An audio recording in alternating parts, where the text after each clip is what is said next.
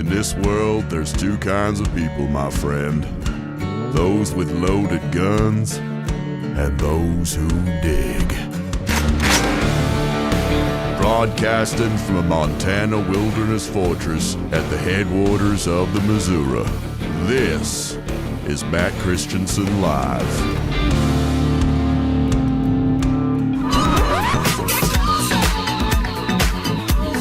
The headlines, they're filled with the tragic stories of the bold-faced names who've lost their homes, but so many other people in Los Angeles, the ones who are not household names, have also lost it all, and they don't want to be forgotten about. Is now the right time to have a special legislative session on allocating money to fight Trump? At this moment, my colleagues and I, we are acting with great urgency to ensure that we're providing much-needed relief to Angelenos. You couldn't carry my husband out of a fire, which my response is, he got himself in the wrong place if I have to carry him out of a fire. Right now, if you need help, emergency information, resources, all of this can be found at URL. Did the city of Los Angeles fail you? Let's get us what we need so our firefighters can do their jobs. Did they fail you? Yes. Is it going to be different next time? It has to be. What are you going to do? I'm doing to fill the hydrants. I would do whatever I can. I doubt it. You are fake news. Look at this fake news. Jeez. Very fake news. You suck, you jackass. I agree with that. The American people are tired of women. Bingo. All right, America, go to the YouTube right now. Dude, Matt straight up sucks. How dare you? All right, go. In 5, 4, 3. I can't do it. We'll do it live. Fuck it, we'll do it live.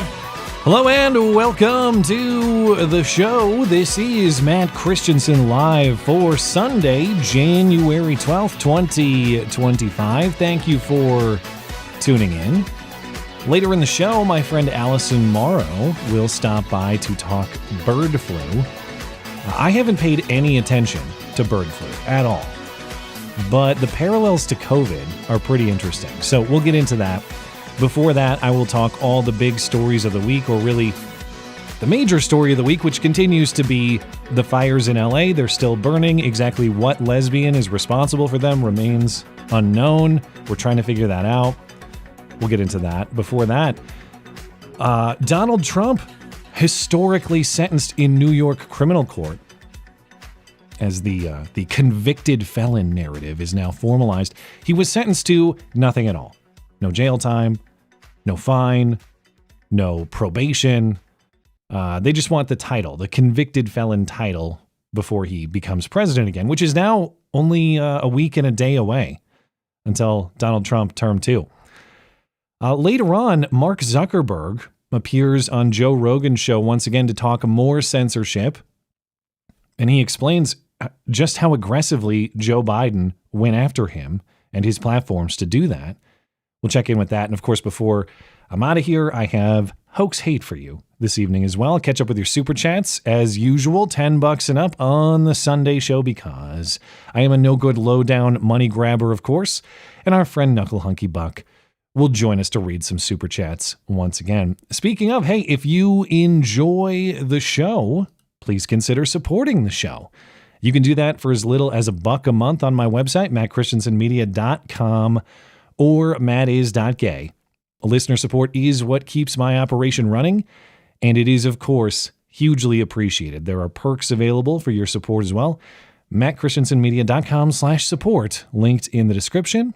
And we got to say hi to our friendly listener-owned business for the evening as well, and that's Kineo Mountain Woodsmithing. These are high-quality, handmade, premium hardwood cutting boards, charcuterie boards, serving trays, and more, all of which are great gift options or the perfect piece to class up your kitchen or anywhere else in your home. Last year, Blake at Kineo Mountain made me a cutting board engraved with my channel logo. It looks amazing. It's been a part of our family's kitchen ever since. Hasn't aged a bit. And in addition to the quality, that's the best part about Kineo Mountain's products. They are fully customizable, not just in materials, but in engravings too. So if you'd like to personalize a gift like that, that can be arranged. Or if you have any other custom hardwood project in mind, no matter how big or how small, Kineo Mountain Woodsmithing can make that a reality for you. Just get in touch at kineowood.com. All Kineo products are made in Colorado from premium domestic hardwood sources. Kineo Mountain Woodsmithing is the absolute highest quality woodworking. It will last you forever. Listeners of this show get 10% off all Kineo Mountain Woodsmithing products and services using promo code MATT10 at checkout. Promo code MATT10 for 10% off everything at kineowood.com. That's KINEOWOOD.com. Find everything you need from Kineo Mountain Woodsmithing, plus other great offers from the rest of our friendly listener-owned businesses like Hero Soap Company, Western Razor Company, Hope Innovations, and more. MattChristiansenmedia.com/deals. Deals by listeners, for listeners. And speaking of our friends over at Hero Soap Company, of course, don't forget, you can pick up my signature soaps, Timberline and Old West, or you can try any of Hero Soap's other fine offerings: soap, bar soap, that is, body wash in a liquid form, shampoo, conditioner, cologne, and more. Promo code MCListener for 10% off everything from our friends at Hero Soap Company. Now, a little bit of housekeeping before I move into the news. I mentioned last week, but I want to make sure people are aware. My Bible study, my weekly Bible study, is back after taking a break in December. It is Fridays at 9 p.m. Eastern Time. You can participate live in the Bible study through Zoom, or if you can't participate live or you just want to listen passively, you can do that on demand through podcast feeds that are available as well. We are still working our way through Acts. You are welcome to join at any point and at any frequency. For the information on the Bible study, check out the Bible study page of my website. It's linked right there on the homepage, but it's mattchristiansenmedia.com/Bible-study. And on a related note, I have an important personal announcement. For the first time in my adult life, I went to church this morning. And I plan to make it a weekly Sunday morning occurrence with my family. It was a great experience with my family this morning. I think it will be of significant value for us. And I don't bring this up to turn this into the preacher hour. I'll get into the news momentarily, but I just bring it up to say I believe I'm on this path for a reason. I thank those of you in the audience who have helped me down this path. Those of you who participate in the Bible study to help me find this path. You have my sincere gratitude, and I look forward to developments to come in the new year here. So thank you. But moving into the news, recall ATF Director Steve Dettelbach, the guy whose tenure was highlighted by various attempts to redefine federal law on homemade firearms or short-barreled rifles, and more aspects of federal firearms law. His career as director at ATF, at least, was also highlighted by that viral video featuring an inability to take apart a Glock as part of a national scare story that aired on CBS News. Now, in fairness, it wasn't Dettelbach. It was his very important assistant guy who couldn't take apart the Glock. But Dettelbach was confirmed as ATF director in 2022. He was the first confirmed director since 2015. The agency had been led by a bunch of acting directors in the years prior because it's very difficult politically to get them confirmed, rightfully so, because the entire agency is unconstitutional. Nobody should be ATF director, but still people end up somehow being ATF director. Steve Dettelbach being the latest. But he's now retiring. And presumably that's because if he didn't retire, he would get fired by Trump in about 5 seconds. At least that is the hope, and I believe that's his expectation. But as a retirement gift, his colleagues at the ATF got him a commemorative plaque that is an 80% lower receiver, or at least something very close to that. I'll explain what that means after the clip. We did several regulations while the director's been here, and I came at the tail end of one of those, but I know you were very involved in those, and we appreciate the support for that.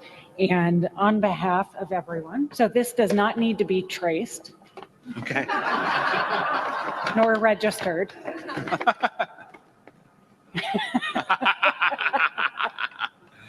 That's great. Thank you for everything. Thank you. Thank you. Thank you. Ah, that's so funny. Ha ha ha. Now, why is that funny, supposedly? Why is that a joke? Well, because the ATF under his tenure has been working to redefine what counts as a gun, therefore working to expand the things that theoretically justify them coming to kick down your door and shoot your dog in the face and burn your kids alive. When we talk about guns from a legal perspective, a federal law perspective, what part actually counts as the gun? What is the part that is federally regulated? Well, for a handgun like a Glock, it would be the frame, the plastic part that you grip when you shoot. For a rifle like an AR, it's the lower receiver. It's the part that you grip with your firing hand, and you know, the part that contains the trigger pack, the fire control unit, all that. Now, if you have an AR lower that is incomplete, as in it doesn't have all the holes drilled in it, that making it capable of actually accepting the parts necessary to make it fire, you have what is generally called an 80% lower. It's not complete. It's not 100%. And so it's technically not a gun under federal law, so it can be possessed and exchanged freely because it still requires machining work and assembly to make it an actual gun. And that's the way that federal law has worked for years, until Biden and Dettelbach came around and tried to redefine all that. Now they're saying that these 80% lowers, you hear them talk about ghost guns frequently. That's a part of this as well. These incomplete lowers are in fact guns, or incomplete frames in the context of the handguns that they refer to as ghost guns. But now that they're saying, oh no, that 80% lower, that 80% frame, that counts as a gun. Now the feds have the authority to enforce federal law against their possession and distribution. In other words, if you have something that looks like the award that he just received, and you don't have the right paperwork, they are saying, or at least will try to say, that's grounds to come kick down your door, shoot your dog in the face, burn your kids alive. But when Steve Dettelbach gets an 80% lower or something close to that as a gag gift for his retirement, well, it's all fun and games and yuck, yuck, yuck, yuck. This is like giving Janet Reno a joke plaque about Waco or Ruby Ridge. It is very poor taste at best, and I enjoy a poor taste joke, but not of this sort.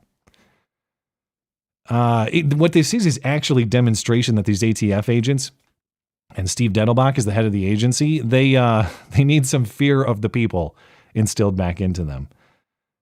Because when you're talking about disarming Americans and seizing property and imprisoning people on whims, not through the rule of law as defined constitutionally, that's not really a joke. That's not really funny. And if you do find it funny, well, I think it's only fair that Steve Dettelbach should become the butt of his own joke. He should experience the punchline of his own joke. So I'm sure it will be indeed hilarious whenever Dettelbach gets the treatment of his own agency, but it's probably wishful thinking to think that's ever going to happen. Anyway, on Wednesday, we talked about the resignation of Justin Trudeau up north. Look at this fat. On Thursday, Trudeau appeared in studio on CNN with Jake Tapper. He said, among other things, that economic backlash against him was actually mostly just about feelings, really. Because if you look at the data, Canada was doing very well economically, and really it's just a bunch of right-wing propaganda that took him down. It seems like voters in both of these, liberal democracies are sending a message to left-wing parties, liberal parties. We don't like how you're doing the economy when it comes to inflation. We don't like how you're doing immigration. There are a lot of feelings involved. I mean, if you look at the actual numbers, inflation in Canada was lower, came down quicker. Our economy bounced back faster after the pandemic than anyone else's, including the United States. We're projected to grow faster than the United States and all other G7 countries next year. Our economy is doing very well. But when someone's paying $8 for a head of lettuce, it doesn't matter that you're doing better than they are in Spain or somewhere else. But when you get I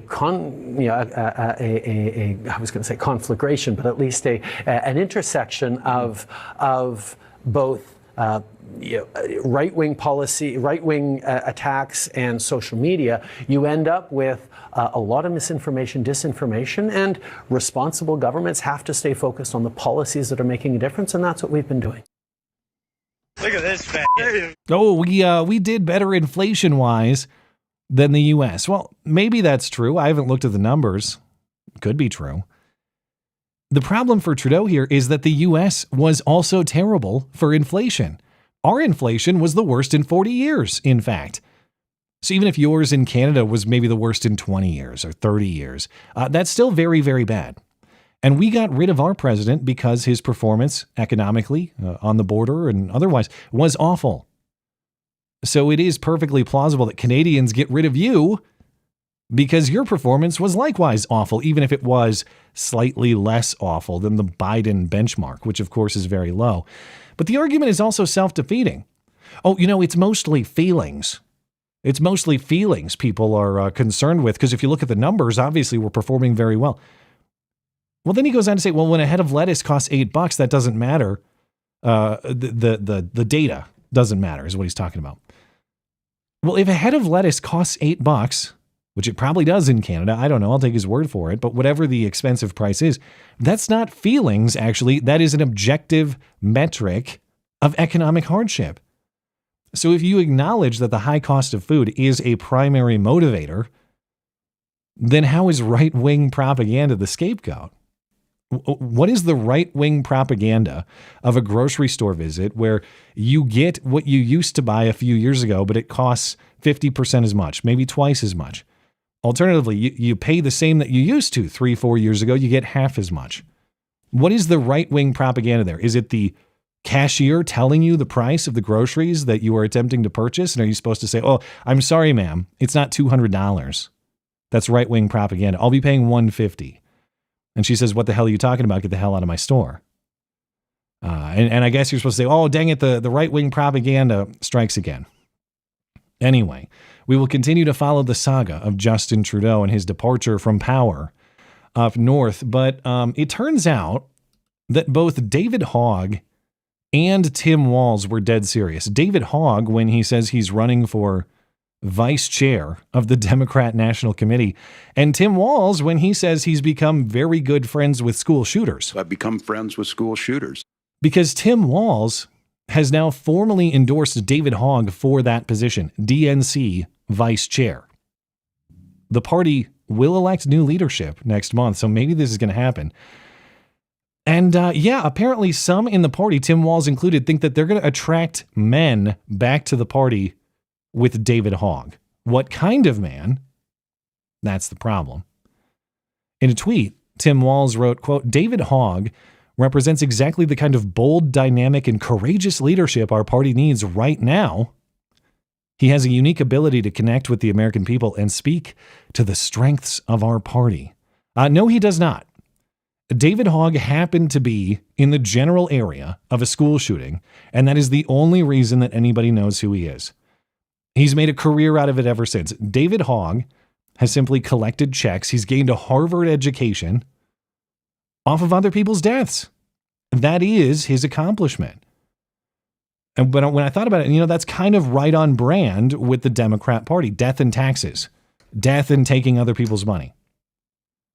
Maybe he's a perfect fit. I don't know. I sincerely hope that David Hogg is successful in his bid for Democrat Party leadership, because nothing is going to sink that party deeper than the leadership of David Hogg. So here's hoping.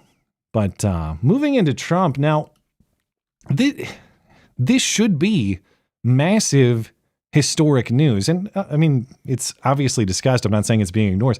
It's just weird how desensitized we are to this because of the last few years of lawfare. We're just going after Trump with all these nonsense prosecutions and other legal cases. We're so desensitized to it. It's like, oh yeah, they sentenced him. All right, whatever.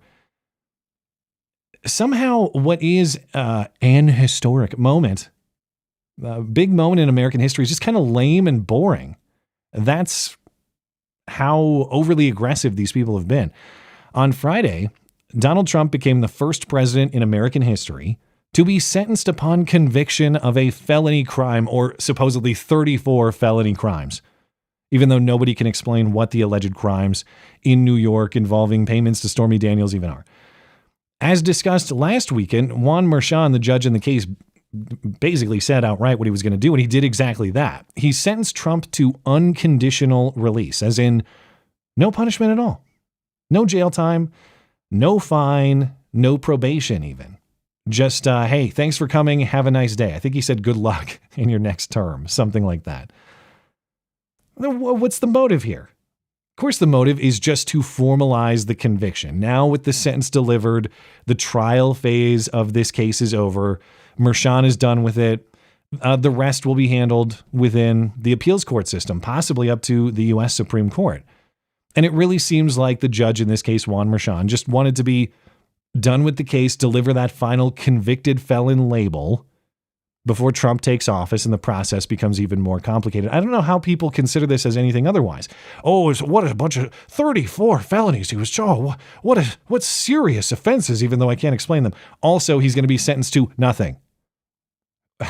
In what other circumstances are you convicted of 34 felony charges and you're sentenced to nothing? Now, I know this isn't any other circumstance because he's the incoming president of the United States, but yeah, isn't that the point? Would this entire trial, these convictions, this sham sentence to nothing, would that exist if he was not running for president of the United States? The answer is no. So this laughable prosecution comes to a laughable end, at least for now. That's not to say that Trump is just going to surrender to it or that he's now convicted felon man and that's it. Because even though there's no punishment, as in he's not going to jail, he's not going to pay a fine, that sort of punishment, there's a lot to appeal here. And it's not just the principle of I'm not actually a felon. As a convicted felon, Trump could have his rights restricted in many ways. Voting, of course, gun possession and more. There are all sorts of things that felons cannot do. So, of course, Trump will be appealing both on the principle of the case itself, but just to avoid the real consequences associated with the title felon. So as far as the appeal issue here, now there are going to be a few different angles, but I think the primary one, as we've discussed before, is the how this case will be understood in light of the Supreme Court's presidential immunity decision from last summer. Now, of course, the conduct that Trump was convicted of in this case was not from his time as president. It was way back in 2006 or whenever this was. But some of the evidence introduced at trial was part of his official conduct as president. Remember, the Supreme Court said official conduct as president is not prosecutable. That's constitutionally protected because if you could charge and prosecute the president for his official duties that the Constitution requires, well, all of a sudden you've undone the constitutional job of president. So you can't prosecute presidents for official conduct. You can't introduce their official conduct as evidence in a prosecution. And that did happen in this case through the testimony of some White House officials. In this case, even though the events were years prior, there was testimony from White House people, and that testimony from White House people involved Trump's official conduct. Excuse me, as you can tell, maybe you can tell, I still haven't shed the disease that is weeks old at this point, but I'm doing my best. And I'm not going to hit that mute button so I don't accidentally mute myself for a couple minutes like I did on Wednesday. But anyway, that will be the substance of the appeal, that the Supreme Court has said you can't bring official conduct into a criminal presidential official conduct into a prosecution in this way, but they already did that. So through that and other means of appeal, they will go work their way through the New York court system.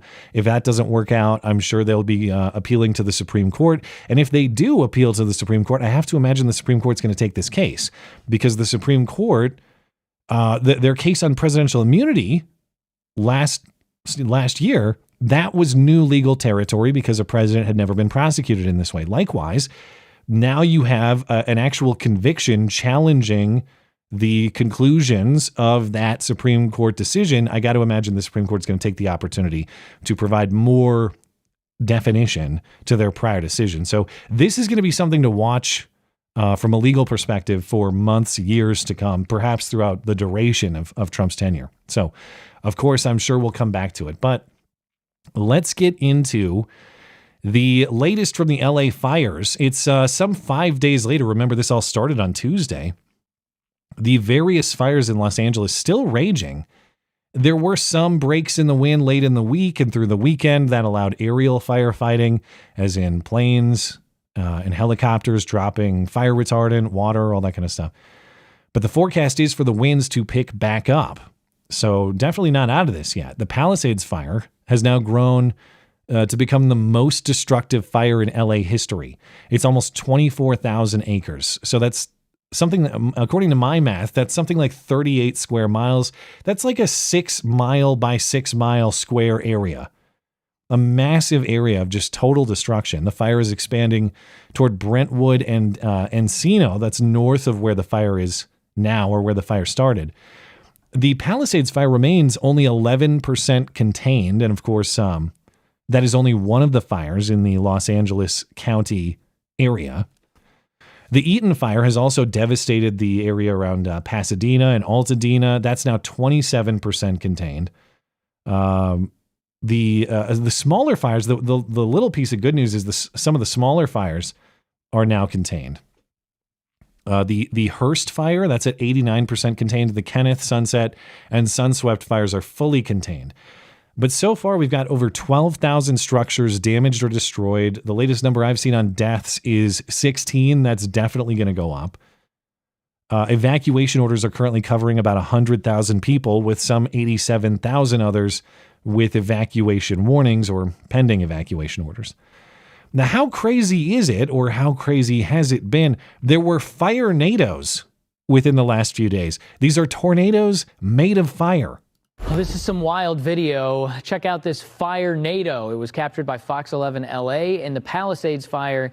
This was last night about 10:45 local time. This one's been all over social media.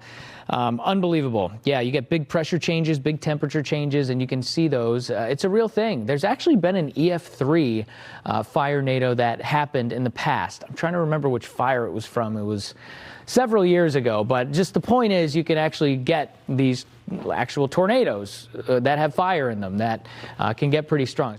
Okay, so we have fire-nados, and as we discussed on Wednesday, fire officials in LA are saying we just don't have the manpower to fight these fires. They're now using prison labor to help fight them.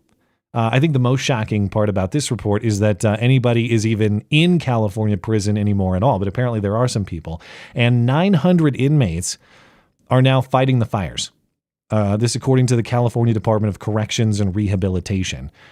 Now, apparently these firefighters are volunteers in the program. They don't just grab random prisoners and say, hey, you, get out there and start digging ditches or whatever they have to do. They're volunteers from the prison system. They are paid $5 to $10 a day for their work. California actually had the option to do away with prison labor in the November election. It was Proposition 6. It was narrowly rejected, 54% to 46%. So I guess they love their prison labor in California. But we've got criminals fighting fire-nados. It's come to this. That's how bad it is in Southern California. And of course, we still don't know the answer to the biggest question: what caused the fires? And to the extent we have several of them, it might not be one cause. It might be many. Excuse me.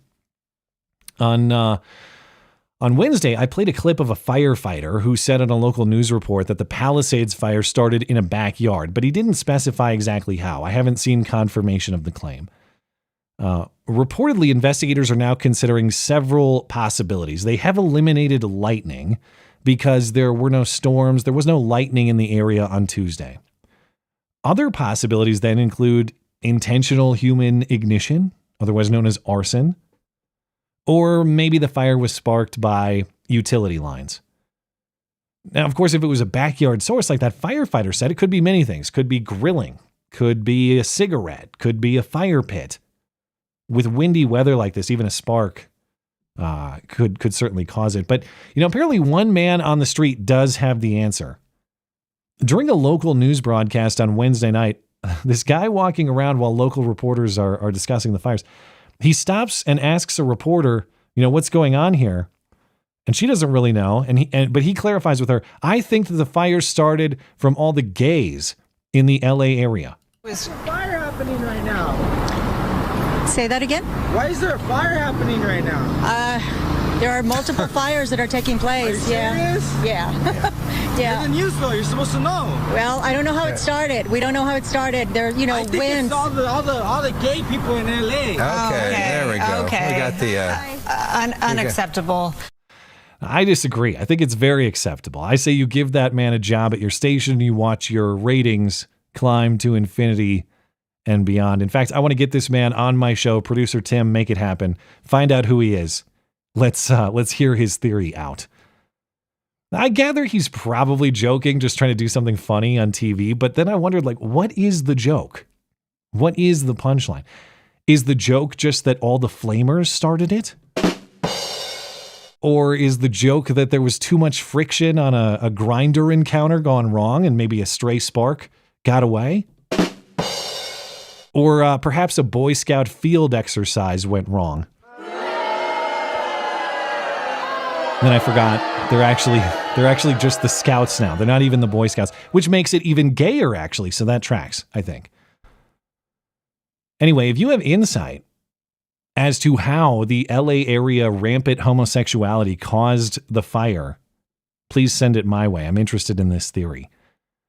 But speaking of rampant LA homosexuality, at least I think, or I don't know who's a lesbian and who's not, but there are a lot of them. There's been a very public battle between Mayor Karen Bass, who, of course, has helped millions, as we talked about on Wednesday. She helped millions find the URL to get help. Now, what is the URL for help? Nobody knows. It's just URL. If you need help, go to URL. Thank you, Karen Bass. She's had this fight with the fire department chief, Kristen Crowley, who says the mayor has understaffed and under-resourced the fire department, hence the consequences that we're seeing right now. Speaking with a local reporter this week, again, this is the fire chief, Crowley. She says, yeah, the city and by extension, Mayor Bass, they have failed the fire department and they have failed the people of LA. Did the city of Los Angeles fail you and your department and our city? It's my job to stand up as a chief and exactly say justifiably what the fire department needs to operate to meet the demands of the community. Did they fail you? Yes. Now, Crowley was specifically talking about the city cutting $17.6 million from the fire department budget for 2025. The two are disputing the nature of those cuts. Bass's team says, well, it wasn't really a cut. It was the removal of money that was previously appropriated for one-time costs the year prior. As in, we had to buy supplies that you only buy every few years, and we don't need to buy them again this next year. So it's not really a cut. It's just a reduction that reflects the needs that were present last year that weren't necessarily present this year. Crowley counters by saying, whatever, this city needs way more fire stations, way more firefighters regardless.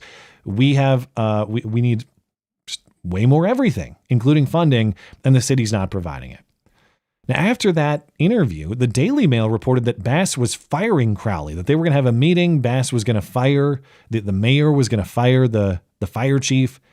And the intersectional war between black lesbian and just regular lesbian had to be settled. However, Crowley did not get fired. Unclear if the original Daily Mail report was wrong or if Crowley maybe changed minds at the meeting that happened, or maybe she just won the Butch cage match in private. Who knows? But for now, don't worry, Angelinos. You will have all the lesbians leading you out of this situation. Though, as we'll get to, the lesbian philosophy on fire safety seems to be just don't have any fire danger to begin with. But there's also the controversy of the lady who runs this Department of Public Works, the city department that's responsible for the delivery of all the water that wasn't necessarily delivered when it was desperately needed. Because as you'll recall, quickly after the fires broke out, reports emerged of fire hydrants in Pacific Palisades running dry. Now, initially it was reported by the LA Times, citing the CEO of the Department of Public Works, which again runs this water system, that reservoirs and the tanks that feed into the hydrants, those actually were all full when the fires broke out. It's just they couldn't keep refilling them fast enough to keep up with demand, which quadrupled the norm for many sustained hours, as you would expect if the whole place is on fire. But it's now revealed that the initial claim from this CEO of the Department of Public Works, it was all full. Our whole system was online. We just, it was unprecedented. We weren't prepared for it, but we had as much water as we could have. That was not true, because the Santa Ynez Reservoir was shut down for repairs at the time that the fire erupted. And that eliminated 117 million gallons of water from the supply, of course, desperately needed in that particular neighborhood, the one that has suffered probably the most significant damage of all of these fires. And it's also reported that DPW CEO, her name is Janice Quinones, when she said, all our reservoirs were full, all our tanks were full, that was not a mistake. She knew the reservoir was offline. Not only that, according to a report, local officials speaking with the Daily Mail, she was also aware that there were many fire hydrants in the area that were not working, and apparently these had not been fixed for quite some time. These insiders speaking with their fire department insiders speaking with the Daily Mail, they say that Quinones personally oversaw the shutdown and emptying of the reservoir in the Pacific Palisades neighborhood during the brush fire season. And again, also was aware of fire hydrants that were in disrepair or not functioning. Quinones has been doing this job since May. She apparently earned some $700,000.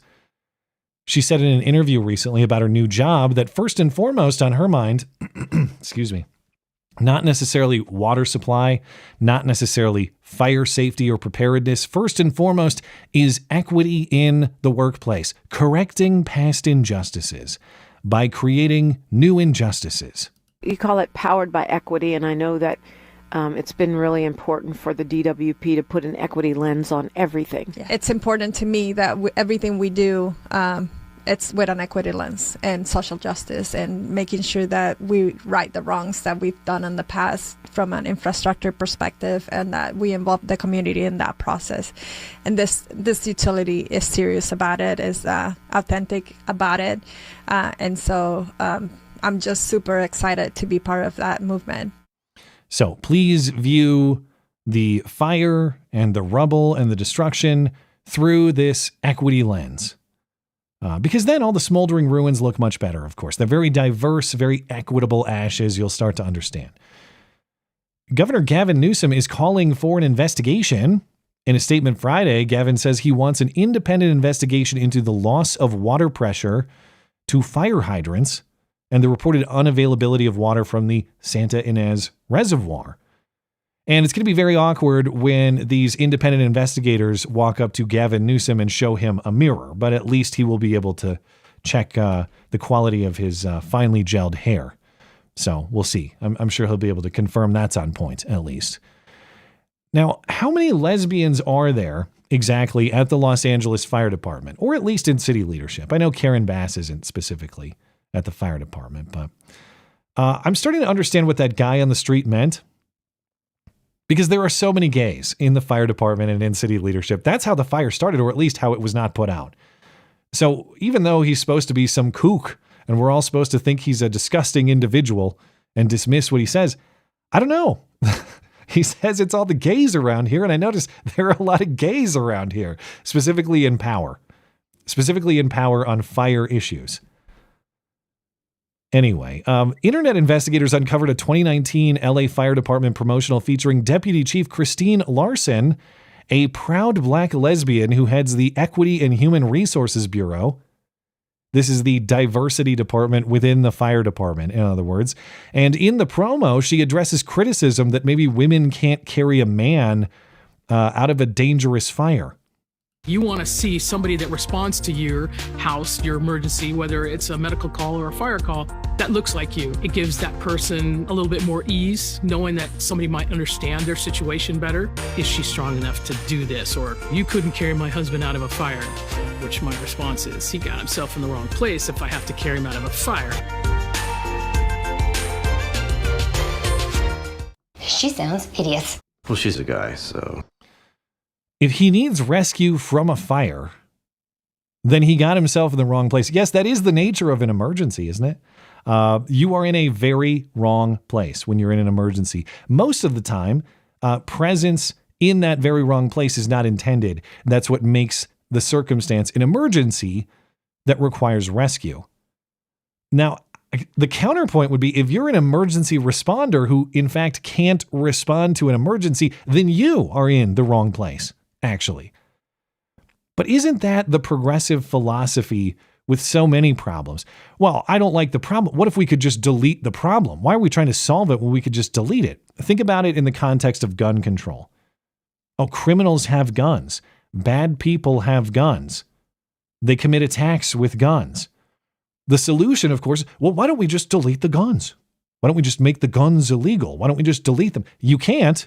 The technology exists. To the extent that the technology exists, criminals will acquire them. And so it's a risk that must be mitigated. One way to mitigate the risk is by making sure that good people have the guns to defend themselves from the bad people with the guns. This sort of reasoning follows that logic somewhat closely. Fires burn structures and threaten lives. Well, why don't we just not have fires? If you need rescue from a fire scenario, I guess you got yourself in a bad position. You're in the wrong place. Why don't we just not have fires? Well, because fires are an inherent risk to earthly existence. So we have to manage it. We have to manage how we mitigate fires, how we respond to fires. Unfortunately, we can't delete fires. So people are going to be in need of rescue, and we're going to need people who are capable of doing that rescue, not saying, well, I mean, really, how'd you get in this situation to begin with? Isn't that the question? I mean, her point about like desiring rescue from someone who looks like you. I promise, talk to anybody who's been in a house fire or a building fire. Imagine being, say, like a 9/11, contemplating whether you're going to be burned alive or you're going to jump from 100 stories up or whatever. You're thinking, well, I would love to be rescued right now, but only if the person matches my demographic. Only if they have the same skin color, only if they like the same butt sex or not, only if they're roughly my age. No, you want to get the hell out of, you don't care who it is. You want to get the hell out of there. That's what an emergency is. But this, I mentioned the other lady makes $700,000. This lady makes $300,000 on this job. So, I mean, she is California. At that salary, I think she can afford a mid-size cardboard box down on Skid Row. So good for her. She was promoted to this job after ousting the prior fire department chief, Ralph Terrazas, over accusations of rampant sexism, racism, harassment, and abuse. My guess is he probably asked these firefighters to lift an average-sized man, and that was deemed unacceptable harassment. So this is what we got. Now, even though California in general, but the LA area specifically, this is a place that's been under complete Democrat control for years on end. Democrats are still playing the blame game for who's at fault. Maxine Waters, who still represents an LA district, even though she doesn't even live in it. She lives in a luxury mansion elsewhere. She said with Chris Cuomo this week that the fire is rich people's fault, or at least by extension it is, because if only they paid their fair share in taxes, then we might be able to stop these fires. I'm not in the business of protecting anybody. And I think that my work over the years that I've been involved have been absolutely on point in dealing what has to be dealt with in order to help the people. First thing you got to understand is services cost money. And we should be willing to get the richest people in this country, the richest 1% that is protected, make sure they pay their fair taxes so that we can have the money to provide the services. The shares in California are more than fair. They are obscene. The top income bracket in California, or at least the rate at which the top bracket is taxed, if earnings or income over $723,000, taxed at 12.3%. In 2021, California had the highest income tax rates in the country. I think they may have been eclipsed by New York or Illinois or someone else in the meantime, though, but they're right out there.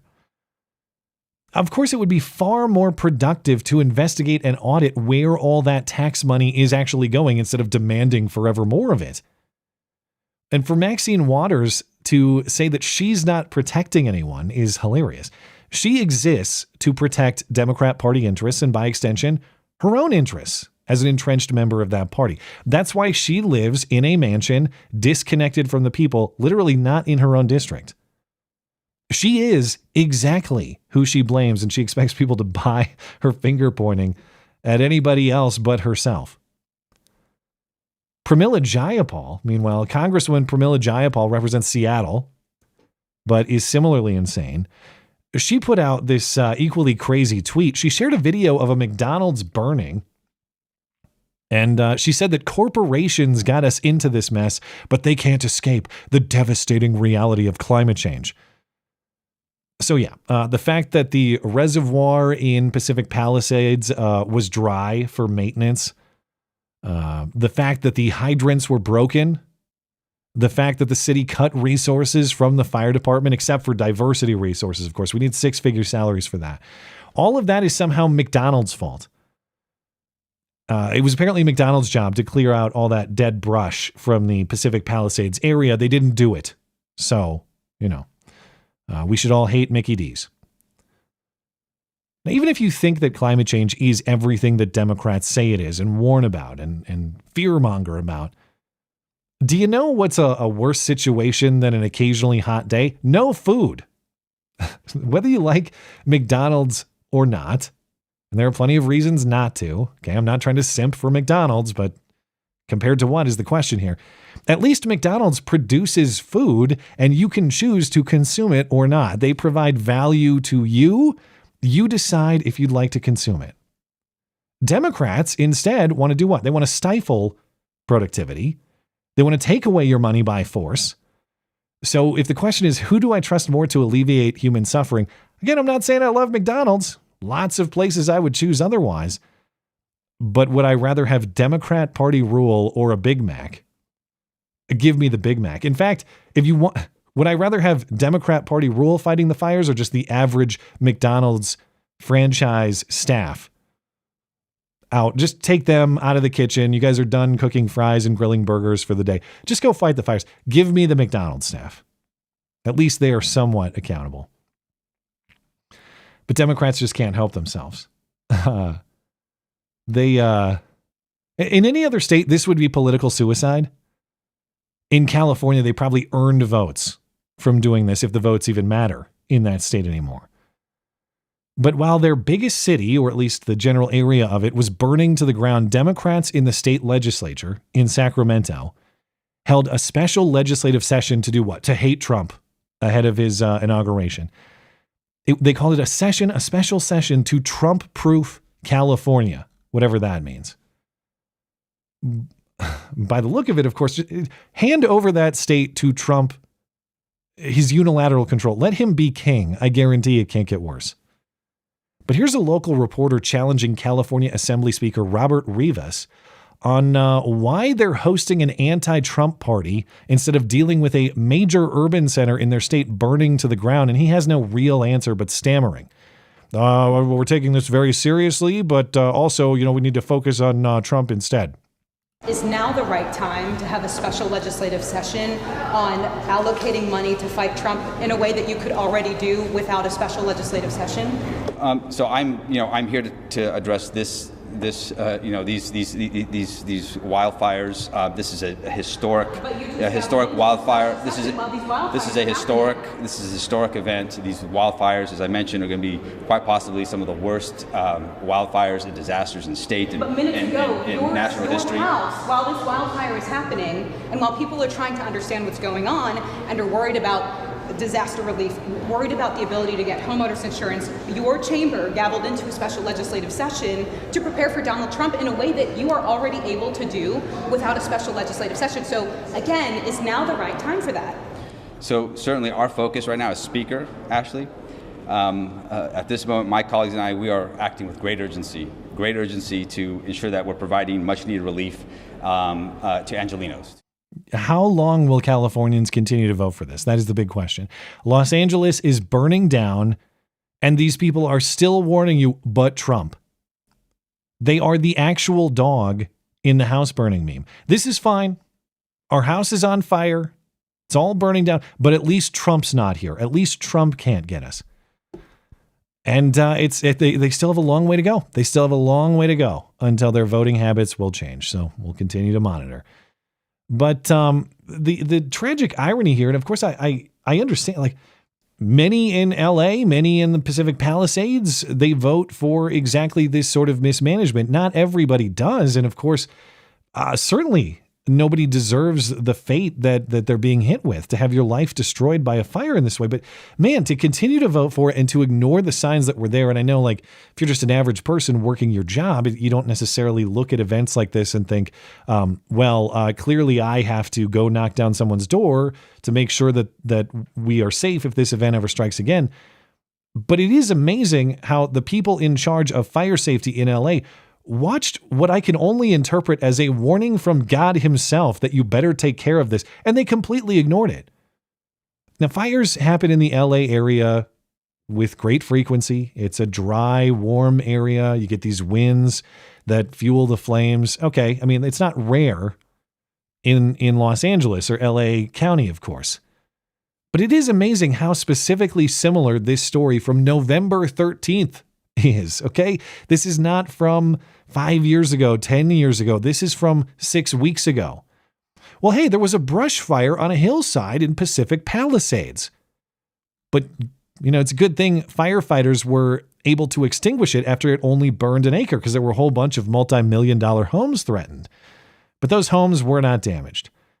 Now, in the video from the scene, you can see right there is the Santa Ynez Reservoir dry and empty. This is what LA City Fire was concerned about. This is happening on Palisades Drive, about 2 miles north of Sunset in the Pacific Palisades area. It's right by the Santa Ynez Reservoir. You can see it in the background there. And this was the first air resource that was called on scene by LA City Fire Battalion commanders. They knew because of the steep, rugged terrain, they were going to need some help from the air. They were able to hold it at 1 acre. There were some homes in danger at the top of this ridge. None of them were damaged. This fire didn't even get close to them. And as I said, LA City Fire says that this fire was held at 1 acre of burned brush. That's it. No damage to any structures. Oh, wow. Good thing those air resources were on the spot, I guess. Well, what if they couldn't be? What if it was too windy for them to operate, for example? What if you needed ground personnel with lots and lots of water to deal with that problem instead? The warnings were there. They were not heeded, obviously. California management or mismanagement, it's like dodging a bullet in this case and then intentionally stepping right back in front of that barrel and say, please pull the trigger once more. I'd like to test my luck. These are the people running your county and your city. And you have some citizen intervention. I don't know what to make of this case.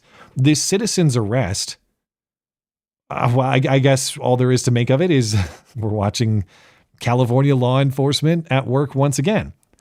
But there was a man in Woodland Hills who was arrested by citizens on Thursday after they suspected he was trying to start fires. Now, there's been a lot of looting going on amid all these fires. To the extent they may be intentionally set. There was one that was declared arson by authorities. Looting may be a secondary goal. Maybe you light the fires so that you can go looting is the idea. Well, this suspect was riding around on a bike in the Woodland Hills area, and he was setting fire to old Christmas trees in garbage cans at the same time that the Kenneth fire started. And neighbors organized, and they stopped him. And they did a citizen's arrest on him until police arrived. There's footage of the takedown. There's no sound on this, but as you can see, pretty good technique. They all just kind of encircle him and they take out his feet, bring him to the ground. I guess they zip tied him until police arrived. And then police questioned the guy. And they determined actually he's not, or at least we can't charge him with arson. He's just a bum. There's not enough probable cause to call it arson. They responded, they interviewed this suspect. After the interview and additional investigative steps, looking at some additional evidence that was present, they made the determination that there was not enough probable cause to arrest this person on arson or suspicion of arson, and therefore this person was arrested on a felony probation violation. This investigation is ongoing, however, and I'd like to thank those community members that were involved in this and helping us bring this person to our attention, and so we can have an ongoing investigation. All of which I find very confusing. Were those Christmas trees his? Again, in the reporting here, he was riding around on a bike, setting fire to several old Christmas trees and garbage cans. Were those Christmas trees his? Were those garbage cans his? What right does he have to be setting other people's property on fire? Why is it okay for him to be lighting this stuff on fire? They mentioned the guy was busted for felony probation violation. That raises more questions, according to the New York Post reporting here. It's not clear what felony he was on parole for, but just reported within the last hour or so, or a little over an hour ago, Bill Malugin at Fox News is saying that guy who was arrested with a blowtorch near the Kenneth fire, he's an illegal alien from Mexico named Juan Manuel Sierra Leyva. He's in custody on a probation violation, not charged with arson, as we heard authorities describe there. I'm told ICE will place a detainer request on him with the LA County Sheriff's Department, but they do not expect it to be honored due to California's sanctuary state law. I'm told Sierra Leyva will have a court appearance tomorrow. Again, he has not been charged with arson and is in custody only on a probation violation at the moment, as multiple agencies have been interviewing him. So he doesn't even belong in this country. He appears to be setting other people's property on fire in the context of a massive fire outbreak. And still, California is going to say, no, it's fine. Go on your way. Okay. Keep these people in power and see how it works out for you. But in closing on all the LA fire stuff, I sort of think about the future of LA and how or whether all this stuff even gets rebuilt. And Scott Adams was wondering about this stuff on X this week. Is LA, or at least this part of LA, ever going to fully come back? I know ever is a long time, but let's say like within, I don't know, the rest of our lifetimes. Is the damage here going to extend that far? And of course, the damage is two-part. It's the fire itself, but then it's all the California nonsense that will make it very discouraging for someone to try to rebuild their life in Pacific Palisades or anywhere else in that area.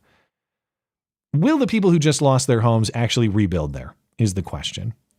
And Scott Adams offers some thoughts. Now, it under normal circumstances, it takes years to build anything in California. You got this massive, all these regulatory hurdles. Now you're going to have a massive backlog. Maybe California actually moves to make that process more efficient, but good luck with that. Presumably, you're going to have a massive backlog. That could push back what would otherwise be years into maybe more like decade-long territory. Now, the cost of building in California, generally, at least according to Scott, tends to be double the market value of the property due to all the regulatory nonsense. So you want to build there? Well, yeah, get ready to pay twice as much as it would cost to, say, just buy an existing property. Now, if people do rebuild, he's saying they're going to get a property tax increase. I imagine that has something to do with how property taxes are assessed. Like, are they held at a certain level relative to when you bought? And since your house burned down and you build a new one, now there's a new assessment. I assume that's probably why property taxes would increase, in addition to Californians forever voting for property tax increases. The fire risk, of course, is that going to get better? Are they actually going to get serious about mitigating fire risk? Or is that going to continue to stay as bad as it is, or maybe even worsen due to the same mismanagement? If so, the homes will probably be uninsurable. More on that in a moment. Then you have the problem of just there's hardly enough qualified builders in California to satisfy demand already. Will those builders even stick around? And all of this is in the context of rampant crime. Why would you keep your wealth in a place that will not protect it? Why not take what you have, start fresh somewhere else that will? And maybe many of these people will. It'll be interesting to see what they decide to do. And don't forget, LA hosts the Olympics in 3 years and change. Summer 2028, get ready for that national embarrassment. the international spotlight on LA. Just don't turn the camera over there where everything is still in ruins from 3.5 years ago.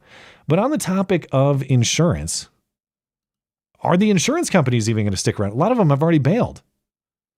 Of course, a big part of building or maintaining property is the ability to obtain insurance to make sure that you're covered if you have a catastrophic loss like this. Now, much of what was discussed this week was a recent history of insurance companies dropping homeowners insurance policies in this general area. It's been happening in recent months and years, and often the framing, at least as far as I've seen, is, the insurance companies are evil. They are just screwing people over. There are certain realities about it, though.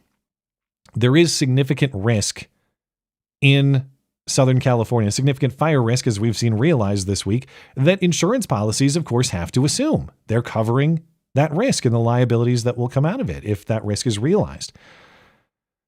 Now, because of the mismanagement in California, that risk worsens. It doesn't improve.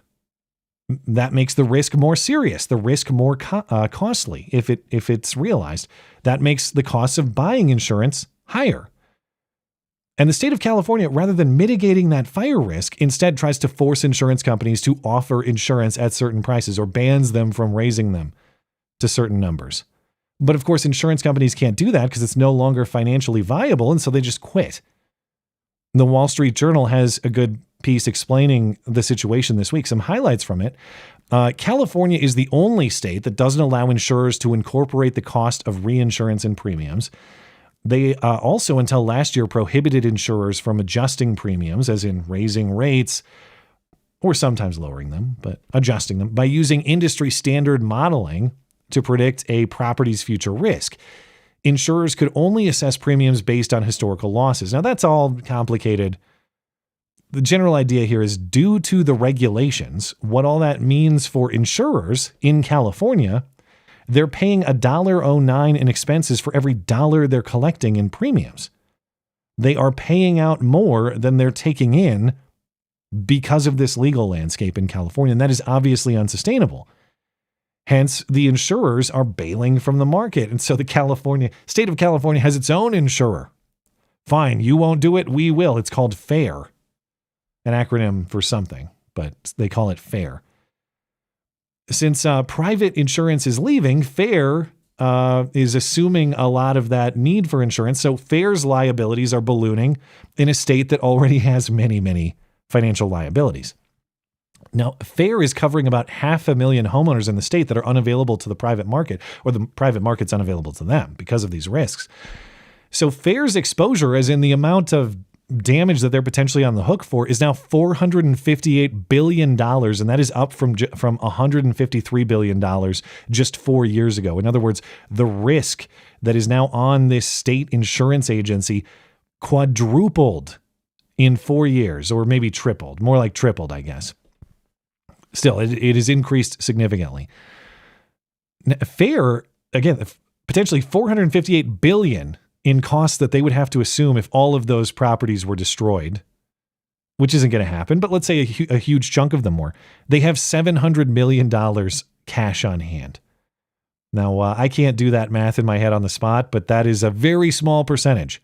$700 million is a very small percentage of $458 billion. So if there were claims on all of these properties, it doesn't look like the state is going to be in good position to actually make the payouts to make sure those people are whole after the loss of their property. So unless something changes, rebuilding a home in this part of California will be uninsurable. The private insurers will not take it on, or they don't even operate there anymore.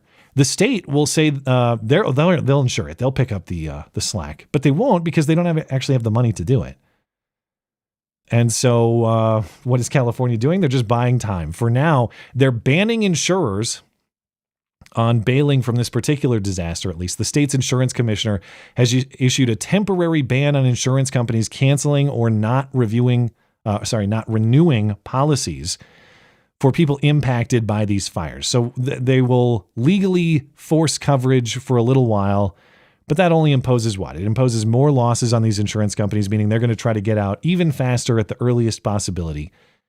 You can't hold people at gunpoint and force them to provide a service. No matter how much California tries to do that, there is a word for that. It doesn't actually work that way. It's not a practical solution. It's a temporary Band-Aid, and seems like a pretty crappy one at that. But I am late for a break, so let me go see if I can get Mr. Hunky Buck, and we will get to your super chats. Stand by.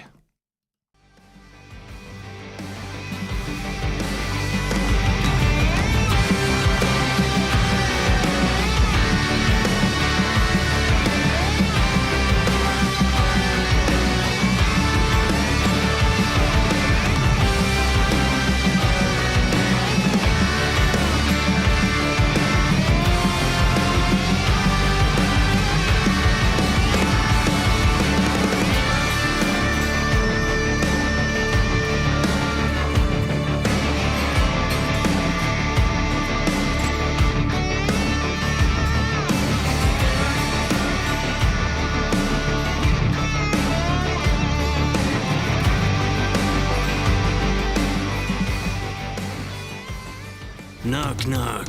Who's there? Knuckles.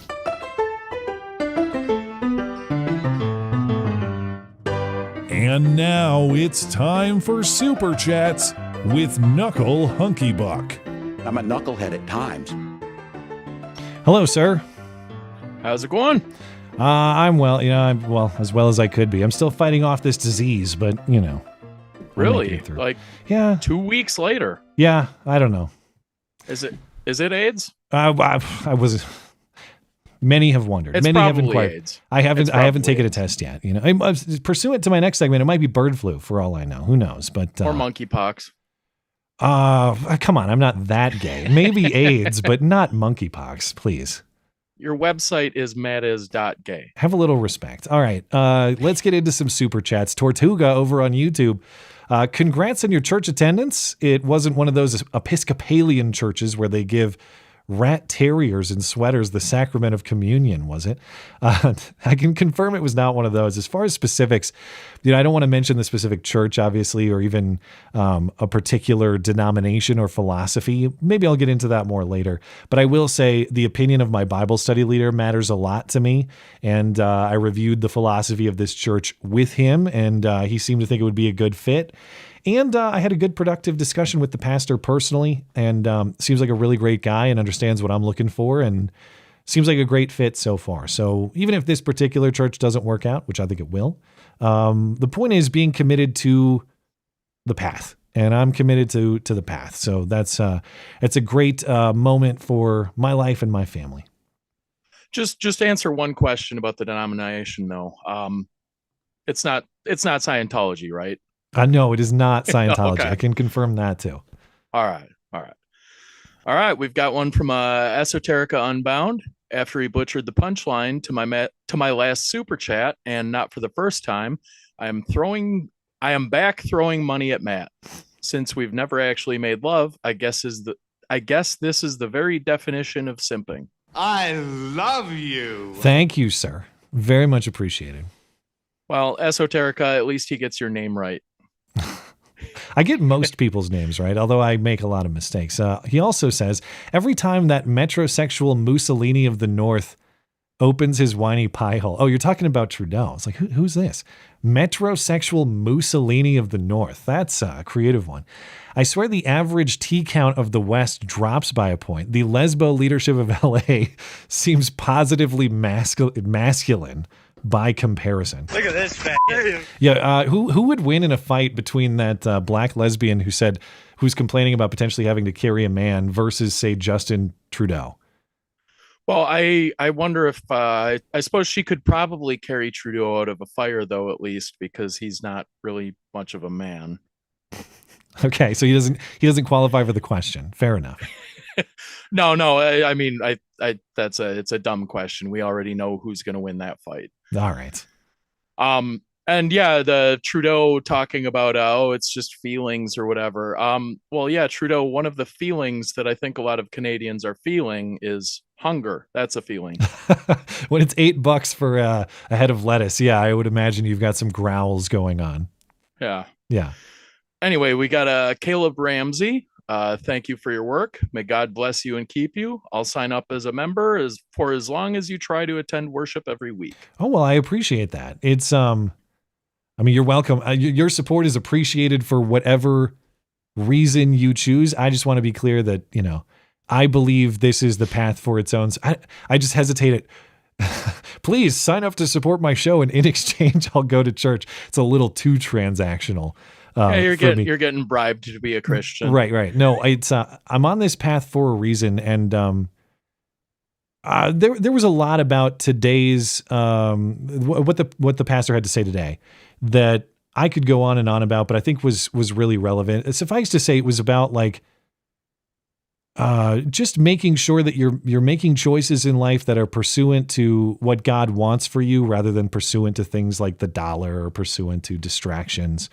And it was I just think it was really important and something I was supposed to hear because I'm just at a point in my life, you know, there's been so much change in the last couple months, obviously, as you've been a part of, and so much confusion about how I want to guide things or what my metrics for success are and all that. And it was great to just have a little bit of centering philosophy about what's actually important. Like, is it super important that you perform this way on social media or that you achieve what you think you need to as far as like dollars or something like that? Or is it important that you're pursuing? Yes, it is. Thank you, Satan. No, it's important that you're pursuing God's will and God's plan for you. And I intend to remain committed to that. And it was just great I just really appreciated hearing that in the context of everything that's been going on in my life for the last couple months. So thank you, Caleb. I don't mean to like rain on your parade there. I just don't want the perception of, please support me. I'll go to church if you do. Well, anyway. but then he can cover your tithe. Just every week he can tithe for you. Fair enough. All right. Let me check over on Rumble. Thank you, Electric Ninja, by the way. We got Justin Brush still on YouTube. Oh, I didn't see that one. Go ahead. All right. The FAIR situation, FAIR. I don't know what that is. Oh, that's the California state insurer I was just talking about. Yeah. Okay. They have their own state insurance program. The FAIR situation is even more screwy than you described. When the state runs out of money, they get to charge the private companies for the shortfall based on their market share in the state. Oh my God. Well then, yeah, why the hell? So the state gets to sign up for a bunch of unsustainable insurance plans and then offload them to the private insurers when they can't pay for them. That's hilarious. Now, you're right that like my introduction to FAIR has been just in the context of this fire event. So I don't know that much about it. That is the most California thing I've ever heard, though, or at least it's up there. Well, and it's kind of ironic that the name of it would be FAIR because it sounds kind of unfair. Ooh, got him. Thank you. Yeah, you should probably give me a womp womp for that one. Now you're requesting sounders. That one was crumb. That one was crumb. Elbot, thank you for supporting the show. I am not going to be niggardly. Appreciate it as always. All right, I've got likes to watch. I've got hi, bye, Matt and chat. Gonna catch the replay because I'm busy making some delicious lasagna. Hope everyone is doing well. Cheers. Well, I would eat lasagna instead of listen to this show too if I had that option. Lasagna is pretty solid.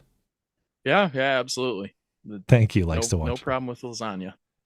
Yakko says, I lost most of what I own in an apartment 5 years ago, so I should feel empathy for those who lost everything in LA, except I don't vote repeatedly for the conditions that led to the fire. Yeah, I mean, it's obviously... In an apartment fire years ago. Oh, sorry. You said 5 years ago. Oh, yeah. Okay. In an apartment fire years ago. Thank you. Yeah, I mean, if you keep voting for this stuff, despite that, at some point you do have some responsibility for that, surely. And, you know, even those who don't vote for this sort of thing and stick around, I mean, at some point it's got to get bad enough to contemplate leaving too. And I know that's easier said than done. All right. Like, I love where I live. I'm building a family here. I know there are a lot of forces with which I disagree, assuming power here. And I don't want to pack up and leave. It's going to take a lot for me to pack up and leave. But at some point, there's got to be a situation bad enough where you're like, you know what, the hell with this. I'm out. I'm taking what I have. I'm going somewhere else. I just wonder how much more even people with the right idea in Southern California and really the rest of that state can take before you start to consider other options, no matter how inconvenient. Yeah, I think enough of them have vacated already and moved to other states where they start to vote for the same policies that lead to garbage in other states. Some do. There's a lot of Californians here, and there's a lot of Californians who have absolutely the right idea. And so I even though when I find out someone's from California, I make my jokes and maybe I have questions, but I've met a lot of Californians in recent years here who know exactly why they came and are probably some of the most reliable voters in this county. So hopefully there's plenty of those. Okay. Yeah. We always hold on to hope. All right. I've got, let's see, that was Yakko. Okay. I've got EJ Brown, got married on Friday to fellow listener of the show, Lady Golden Dragon. We met through the dating spreadsheet, butthead, which you can find on mattis.gay. But seriously, thank you, Matt, for sort of introducing us. That is awesome. I'm humbled by that sort of thing. It's really awesome to know that there are relationships built, marriages, hopefully children for you guys, if that's what you want. And I hope that is what you want. But to know that this stream and, in its prior iteration and its current iteration, however long you've been listening, or if you listened before and you don't like this version and you're gone now, or you didn't like it before and maybe you're here now, maybe you just tuned in today. But people, it's always a joy to share my thoughts about the news or about whatever's going on with the audience. I appreciate it for that reason, but to know that there are real families built and marriages and children and all that stuff, it's very humbling. And of course, my own marriage and my own family is built on this show too. So all the best to you guys, EJ and Lady Golden Dragon. God bless you and congratulations. And I'm very glad to hear of your wedding. Yeah, congratulations indeed. And if there are any gals out there that have really corny senses of humor, there isn't a ring on this finger. So just saying. We'll do what we can. Listen, the power of my dating spreadsheet is only so much.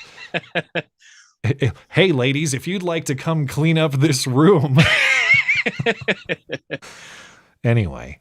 All right. And thank you, Bill Dozer, as well. That's what women like to do, isn't it? They like to clean. They like to cook and clean. When you find the right one, they do. Yeah. Over on Odyssey real quick. Great memes from Blankets, as always. Appreciate those. Says, Matt, if Canada becomes a part of the U.S., do you think that would be more positive or negative? Depends on what sort of Canadian liabilities do we assume? Like, do they incorporate into our legal system, or do we have to take on all their nonsense of, like that one lady was bragging about in the clip I played on Wednesday, the Green Party leader? We have free health care for everybody and we ban guns and all this. If they could incorporate into the American legal system and actually wanted to do that, then I think there's a great benefit to having a even more significant unified power on the North American continent. But Canada comes with a lot of baggage. It's just a question of what baggage are they willing to ditch. Also says, Matt, what do you think of Greenland becoming part of the U.S.? A lot of talk about that on Wednesday, so I'd refer you to the Wednesday stream, because I don't really get the Greenland thing. I just don't know. It's not to say I'm a doubter. I just don't know that much about it. Like, we're going to take a whole bunch of resources to maintain a presence in Greenland. I guess Batman had a lot to say about it with callers on Wednesday, more about like military defense of the Atlantic. Maybe there are some resources there in terms of minerals and fish and stuff like that.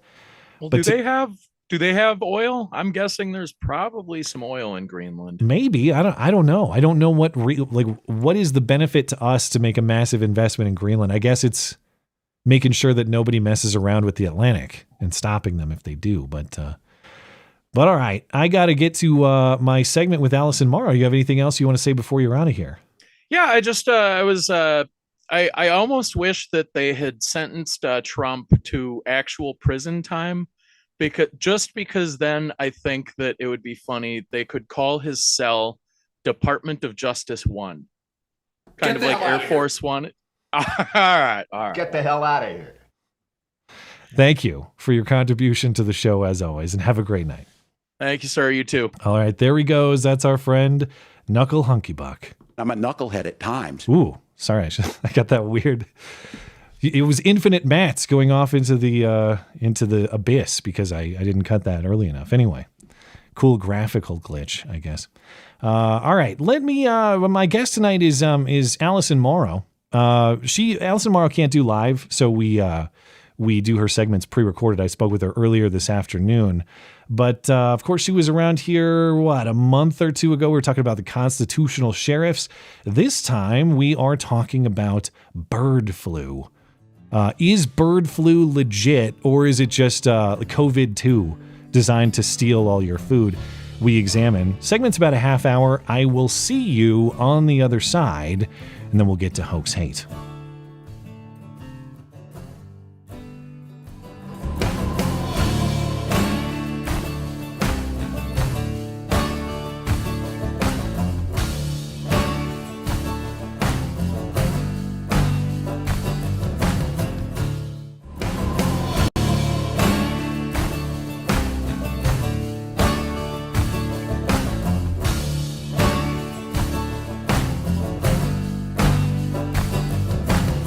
Welcome back. My guest tonight is Alison Morrow, former TV reporter turned independent. Find her excellent work through her Locals page, AlisonMorrow.locals.com. Alison, thank you, as always, for making time for me.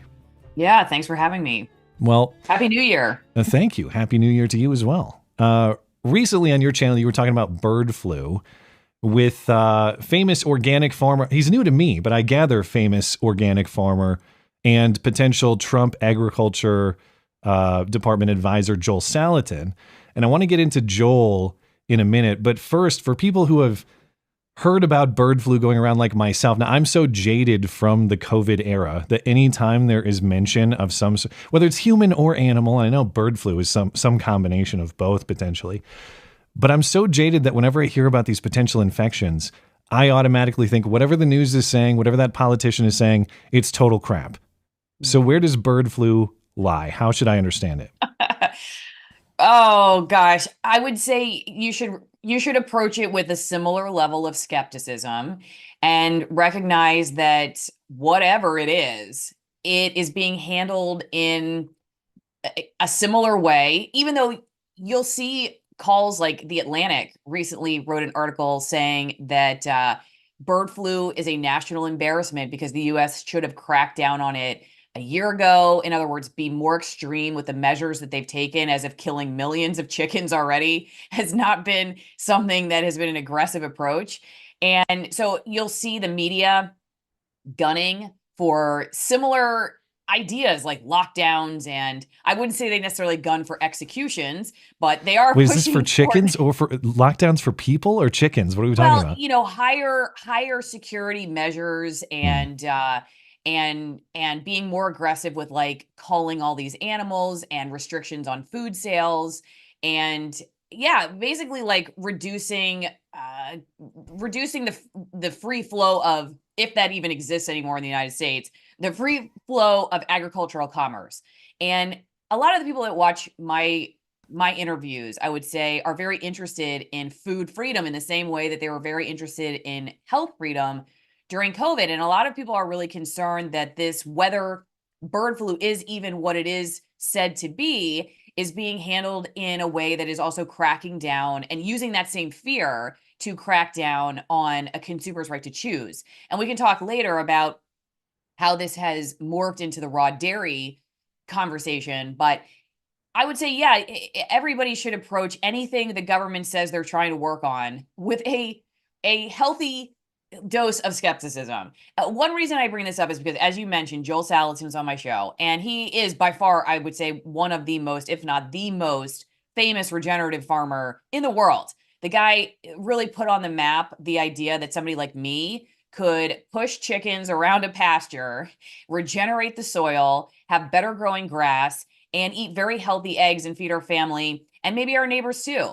And that we didn't have to have chickens cooped up by the gazillions in, either whether they're cages or in farms. Like, we're all going to go to the grocery store and expect that farmers should only make $2 a dozen, and that we can all participate in knowing, like, the guy down the road or our own chickens in our backyard. And so he's really kind of like a grandfather of the I would say, the homesteading movement in a lot of ways. Like, he gave a lot of people like myself encouragement to just try it. And even if we didn't try it ourselves, to find somebody near us that was trying to raise food more locally, that supported a local economy, that was better for the environment. It's funny because with somebody like him, he gets put into boxes all the time. Is he a conservative? Is he a liberal? He calls himself like a environmentalist, conservative, lunatic farmer. He's got a bunch of other, descriptors in there because he's very hard to put in one or another political box. But he also tends to bring a lot of people together. He brings people who are about like animal welfare together with conservatives who are about food freedom and local economies. And so he's been very, very popular. And the reason that I had him on to talk about this is he brought up a very interesting point, which is, okay, if we really cared about addressing bird flu in a way that would make sense to avoid this in the future, one thing he would do is the survivors, like if you're at a farm and a bunch of chickens are wiped out and they call it bird flu casualties, well, there are also a bunch of birds there that didn't die. And in his mind, you would take those birds and you would breed them because they somehow survived this monstrosity that the other chickens did not. But that's not what's happening. Because the government is running the show here, what happens? They come in and you have to kill all your chickens, whether it's in particular states, you have to do it, or they're like, well, we don't want to get on the USDA's bad side, whatever the different, the hotspots are doing, whether they feel pressured into it, or they're like, well, legally, we're not going to be able to continue. There's all different kinds of fears out there, but that's what's happening. They're killing off all their chickens. Joel's like, this doesn't make any sense. It doesn't make any sense that you wouldn't study the chickens that have survived, if that's what you want to do, and figure out how to really combat this. Like, remember COVID, you were bringing up COVID. Did we really want to overcome COVID? I mean, there was so much censorship around treatments, around figuring out why, certain people, old people, were surviving. Like, what did they get? What were they getting? A particular treatment, a medication? Did they have a certain diet? No, we suppressed all kinds of information, unless it was related positively to the vaccine. And, I think I mean, if somebody said to me the government really wanted to, during COVID, really wanted to cure COVID, I'm sitting here thinking, I'm sorry, you must have slept through the last few years. It was awfully useful. And that's the way useful, I look at bird flu. Yeah, I look at bird flu the same way. I just don't think that they have the public's best interest at heart. I don't. It's impossible these days to think anything other than who benefits, what is the utility of this, and I have to look at bird flu the same way. And Joel was really helpful in explaining or setting up a framework to interpret it. And as you mentioned, I was doing a little bit of reading about this because I couldn't believe what he said about the mass extermination. I don't know anything about poultry farming and harvesting chickens, but I was reading about this has been going on for a while. This is April last year. This is a story in the Hill.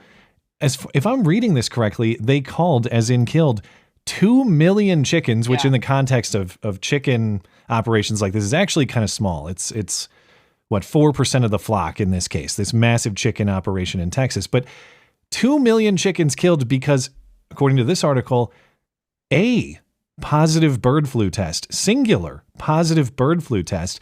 And I've got a few clips from your interview with Joel. It's just like COVID. It starts with the testing and the testing methodology. What is a positive bird flu test? And as he explains, it's kind of like it was last time around. It is being identified by a PCR test. You know that was used during the COVID scandal. Massachusetts is now the first state to say that the USDA and FDA PCR administration in bird flu is fraudulent. It's fraudulent because they're using 45 cycles instead of only 30. When they talk about the PCR cycles, these are magnifications. If you run those cycles way high, you find what I call atmospheric detritus. You can find anything. Yeah, you can find anything. We're seeing a questionable protocol, a questionable procedure, as if the real goal is not health. The real goal is let's find something so we can make people fear. Yeah, sounds very familiar. I remember those days. Yeah, thanks for clipping that. I'd almost forgotten about that part of the conversation. Right, the whole PCR test. We thought we got over that one. Nope, it's come back to haunt us. And when I was covering COVID, I had these PCR experts on my show basically talking about how the PCR test had completely redefined our definition of infection. Used to be that we would consider infection, you were sick, like you're presenting symptoms, but PCR testing changed to be like, we found it, so you are infected, which is crazy because that's just never been the way infection has been defined. But it sure helped a lot of the policies that we were facing during COVID. It helped those policies crack down, right? Because we're like, well, all these people are infected. They all tested positive. You got to stay home. We got to stay at home orders. You can't go here. You can't go there. Then you got to get vaccinated because we have all these infections and it's going to reduce infections, even though that it was a bunch of phooey. But anyway, yeah, it's very similar. The testing, the fear mongering, and then frankly, the conclusions to it and the way that they go about dealing with the situations. Like I said, if it just feels like if we really wanted to do human health or animal health in a way that would make us more resilient, I think you would see a very different set of policies from the USDA, from the CDC. But no, they they just, I don't know why this particular issue has become the front and center issue versus others where, you know, you have considerable health consequences. But this is what they've picked. And yeah, I think with a lot of people, they're concerned that it's going to come after like people like me who have 26 chickens. You know, are people like me going to have to let the Florida Department of Agriculture come on and test our chickens? You know, you're already having to register your chickens in parts of Europe. And to me, that's crazy that you have to call the government and say, I've got 24 chickens and then get a permit. Do they get a serial number? How do they track them? I don't know. Sometimes I wonder if like all of this stuff is really just to intimidate at first and then give them the right when they decide, like when you somehow come under the microscope for one reason or another, then they're like, okay, we know she exists. Now we're going to go in and get more information. You know, a lot of these permits it's like they're not paying attention to it if you're just a team player. But all of a sudden, if you like, you know, you draw outside the lines in one way or another, like they change the rules of the permit or something, and you say, I'm not going to do that. Let me give you an example. In Florida, if you get a limited poultry license, which means you're saying, yeah, I have poultry, I want to sell either chicken or eggs, you know, you got to follow the rules about how many. But one of the things you have to do with the eggs is you have to wash them. And you not only have to wash them, you have to wash them with a state-approved cleaner. And these are chemical cleaners that people like me do not want on our eggs. Not to mention that if you don't wash your eggs, actually, they last a lot longer. And so a lot of people who like backyard eggs or like pastured eggs, organic eggs, like the ones we produce, they don't want you to wash their eggs. They just don't want it. The customer does not want it. But if you get that permit, you're telling the state you're going to do it. Now, I know somebody who has the permit and was like washing their eggs and met somebody from the Florida Department of Agriculture and said, I'm kind of regretting this because like my customers don't want their eggs washed. And she said, don't worry about that. Don't worry about that. And so he told me, so now I don't wash my eggs because this lady from the Florida Department of Agriculture told me I don't have to. And I'm sitting here thinking, you're nuts. Like the one day that this lady or whoever else decides that they don't want you selling this stuff or, they're going to come after you, they're going to use that permit against you. And you're just taking them on a good faith conversation that they're fine with it. Just don't worry about it. And that's how a lot of people look at food sales in the government. Just play nice, do what they say, follow the rules. Like if they come on your farm and say, exterminate all your chickens, even if it makes absolutely no scientific sense, they think, well, if I just do what the government says, they'll leave me alone. But people like me say that's not true. They will never be satisfied. Once you give in 1 inch, you just better be ready for them to come in and take a mile. Yeah, I just don't know how to interpret this or understand this other than I can't accept any of the government's claims at face value anymore. As in the face value claim of just we're doing this for your own safety and for your own health. Now, if it is a method to take control of chicken production or food production, now I could certainly see a situation in which they go after small producers like you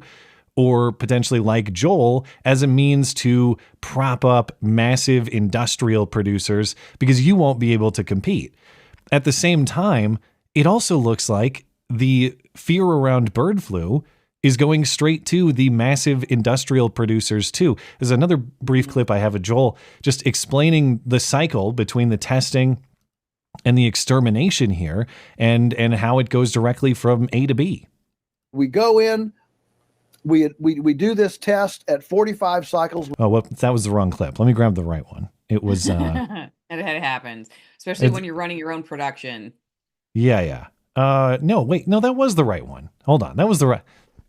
The duct tape production, that's it always rolls on. Sorry. At least you know Matt's the one in charge. Yeah. We do this test at 45 cycles, which is 15 times more than Massachusetts says is acceptable. And we find something and we annihilate everything, and now you don't have eggs.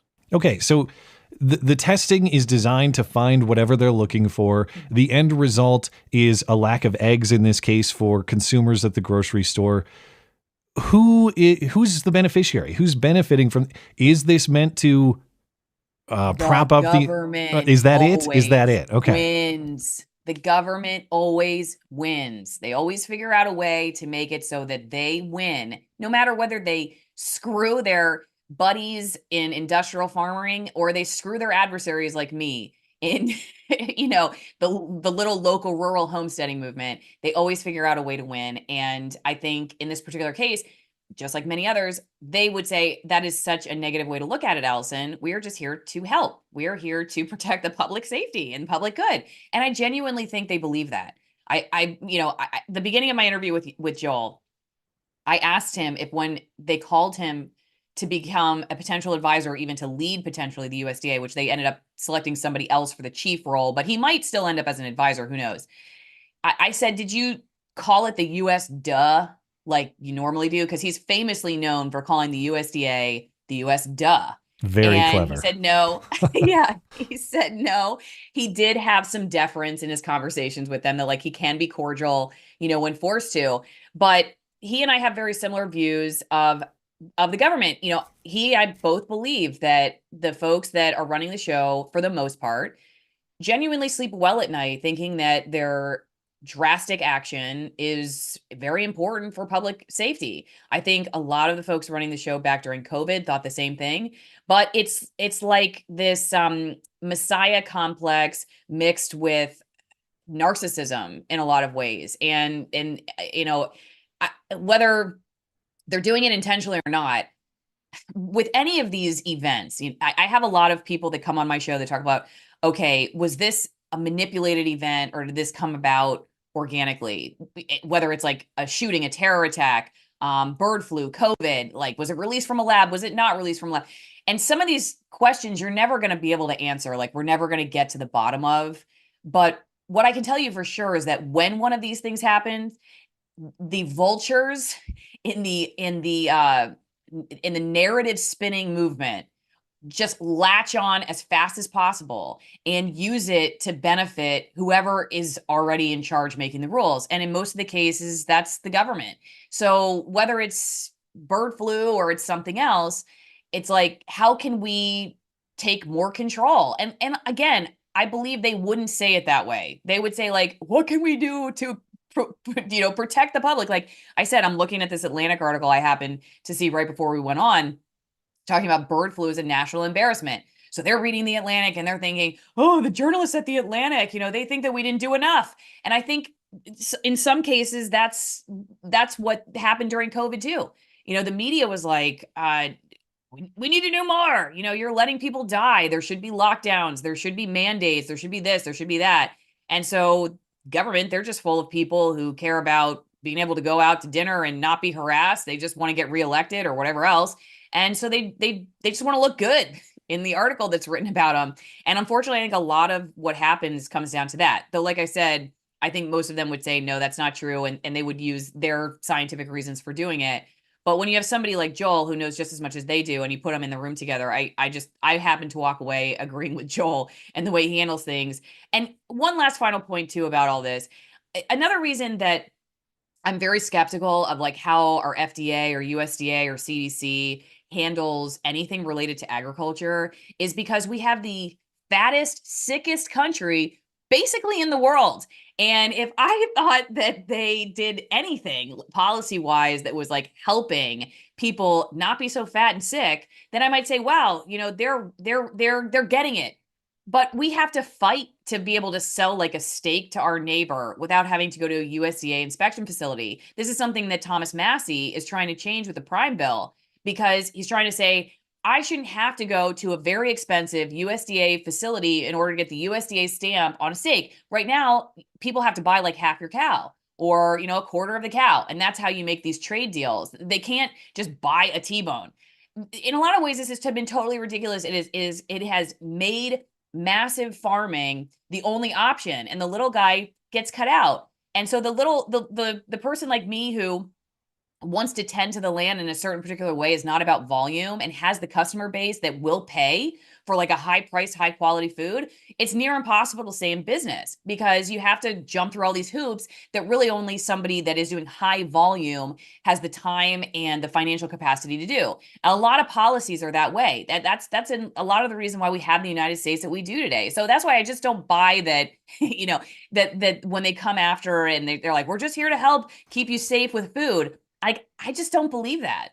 Well, to your point on amassing government control, actually, it might have been the first thing that Joel said in your segment with him. It piqued my interest right away because he said, and I want to characterize him correctly, he said he doesn't buy it completely, or he's very cautious, but he says there's mounting evidence to believe that this bird flu outbreak is likewise a product of engineering or gain of function or a creation of some laboratory, potentially. Yeah. And maybe it has utility for that reason. But here's what he had to say on that topic.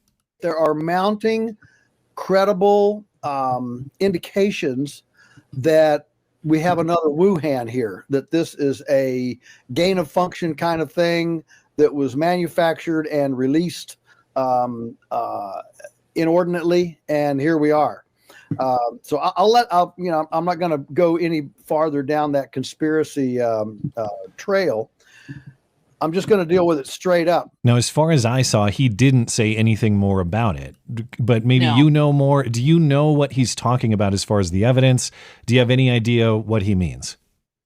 Well, I just know that there have been people writing about it that are questioning where it came from. And you know, I think in Joel's case, in the world that he walks into, there are a lot of small farmers, especially, who are very skeptical of how the government seems to create a lot of the problems that it then comes in to fix.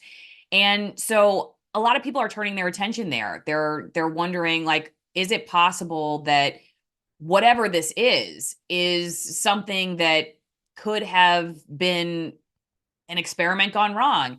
And like he said, he doesn't have the evidence to prove that, but there are people that are questioning that in the food freedom movement right now, just saying like, hey, this whole thing just reeks of a very like similar situation. So let's look into it.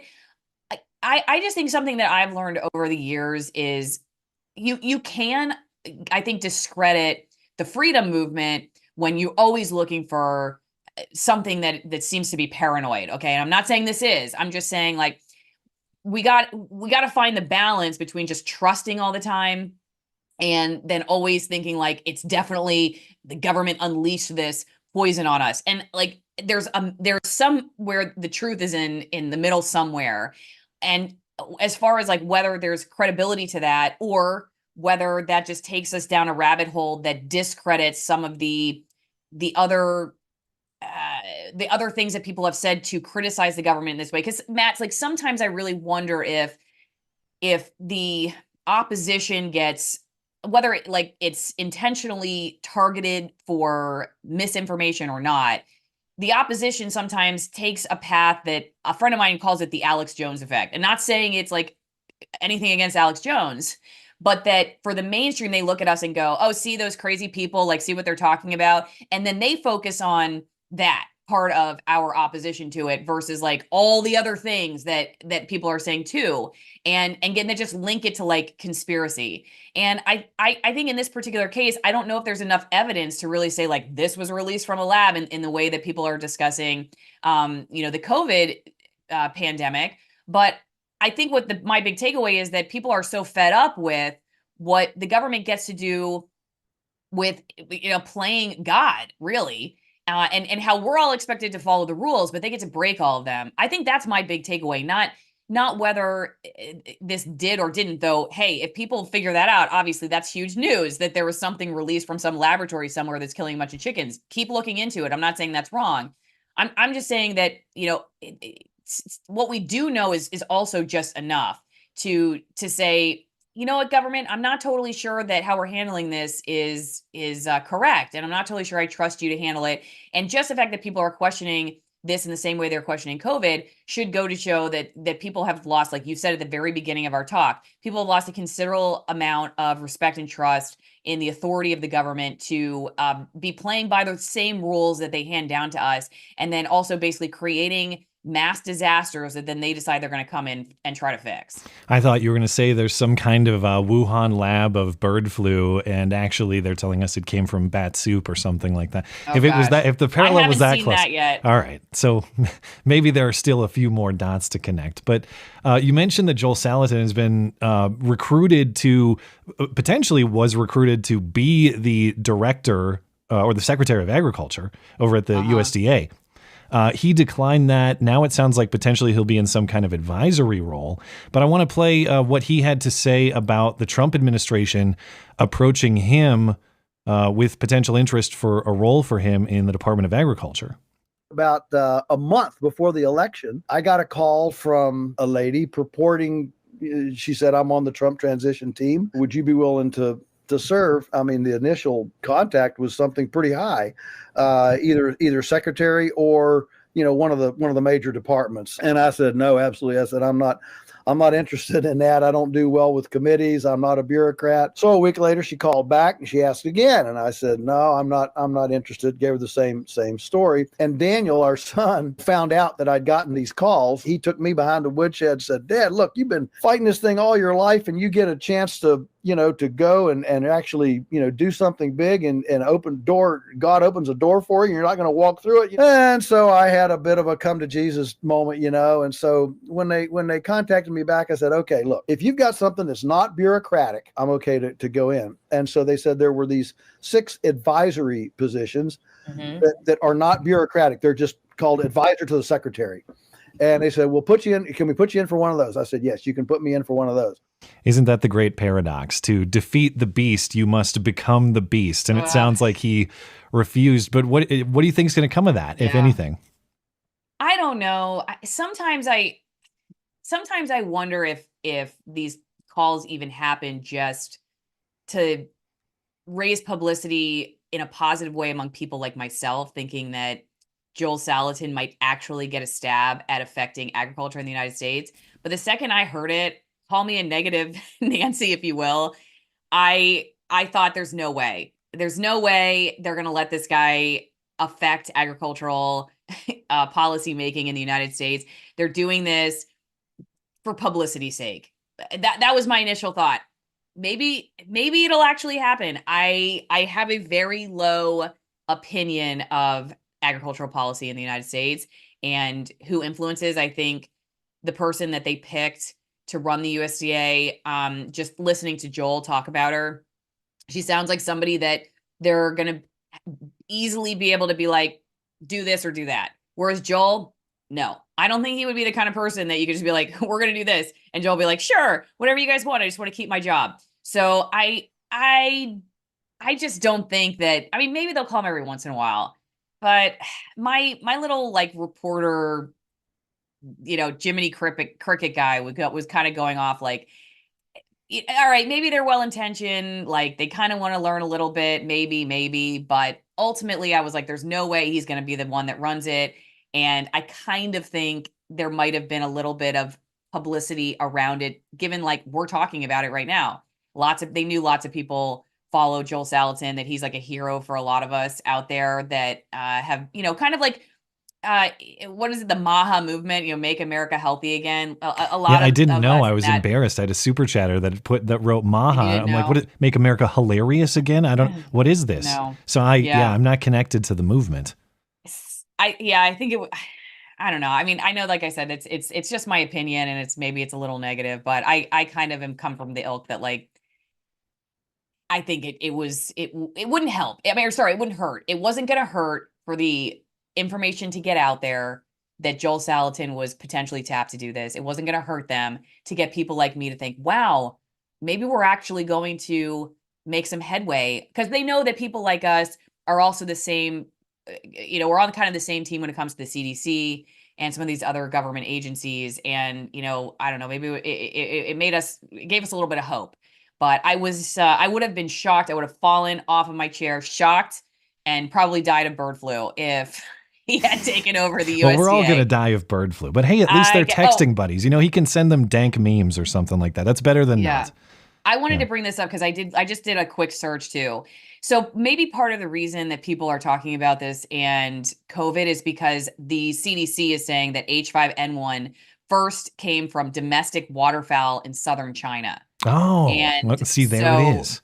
Yeah, so it has this China, Hong Kong, 18 associated human cases, 6 deaths in Hong Kong. Virus would go on to cause more than 860 human infections with a greater than 50% death rate. This is 96 and 97. And then they're saying it spreads 2003 to 2005. Multiple genetic lineages are detected. It's in Africa, Middle East, and Europe. And then, eventually 2018 to 2020, talking about it, predominant Asia, Africa, Europe, and Middle East. And then it's found 2021, 2023 in Canada and the US. So the whole China connection. Well, I'm sold. Makes sense to me. Who knows? I like, bottom line. Okay. When I started getting into this world of alternative media, like where did it come from and who did it and all this stuff, it made me realize that, oh my gosh, you could spend your whole life trying to figure out how the CDC is lying, or if they're lying at all, or who's telling the truth, or where did it really come from? And then you're on this team or that team or this other team, and we're all fighting it out on Twitter. Or you could just go figure out how to raise chickens yourself. And that's what I decided to do. I was like, you know what? I'm off Twitter. I mean, I'm not totally off Twitter. I am on Twitter.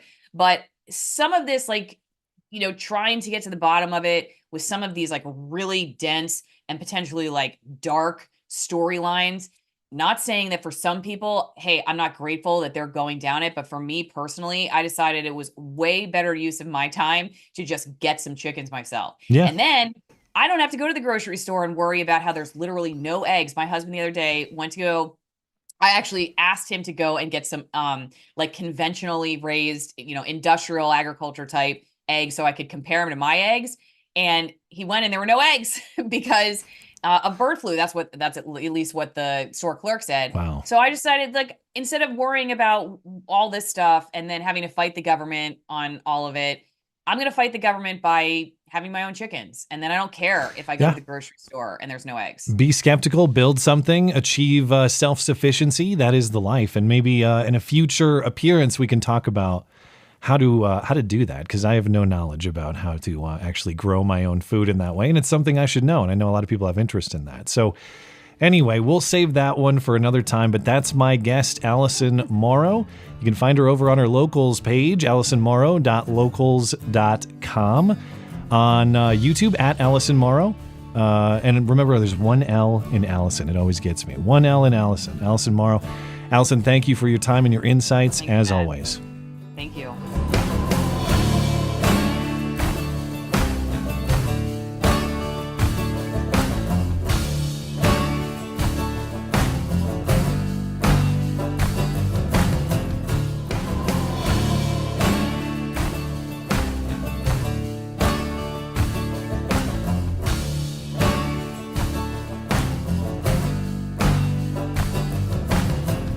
Thanks again to my guest, Alison Morrow. Find her at alisonmorrow.locals.com. Linked atop the description for you at Alison Morrow on YouTube. Never forget, Alison with one L. All right, circling back to Mark Zuckerberg, who's been in the news for a bunch of reasons this week. He's doing his censorship apology tour, which it seems like he's done before, because he has. But this is his latest censorship apology tour. Now, recall, as discussed on Wednesday, this week, Zuck announced that he's undoing many of the censorship policies at Meta. including Facebook and Instagram. So the fact checkers are going away. Resources are going to be focused on matters of criminal violation, not matters of opinion. And Zuck went on Joe Rogan's show on Friday to explain a little bit further. Now, and specifically explain the censorship relationship with the White House a little bit further. Now, recall, Zuck had described the censorship interactions with Joe Biden and the FBI prior.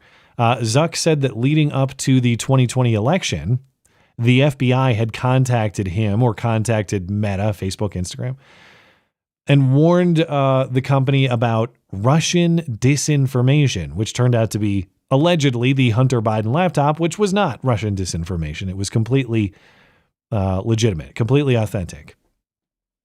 And then Zuck later set up these communication portals with Biden's White House, where they could, they being the White House, they could help identify content to remove, which then became the subject of a lawsuit and a Supreme Court case that was decided last year.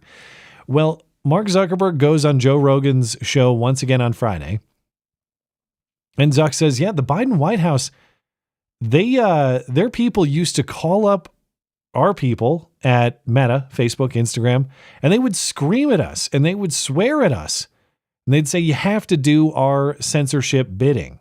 They pushed us super hard to take down things that were true, right? I mean, they basically pushed us and said, anything that says that vaccines might have side effects, you basically need to take down.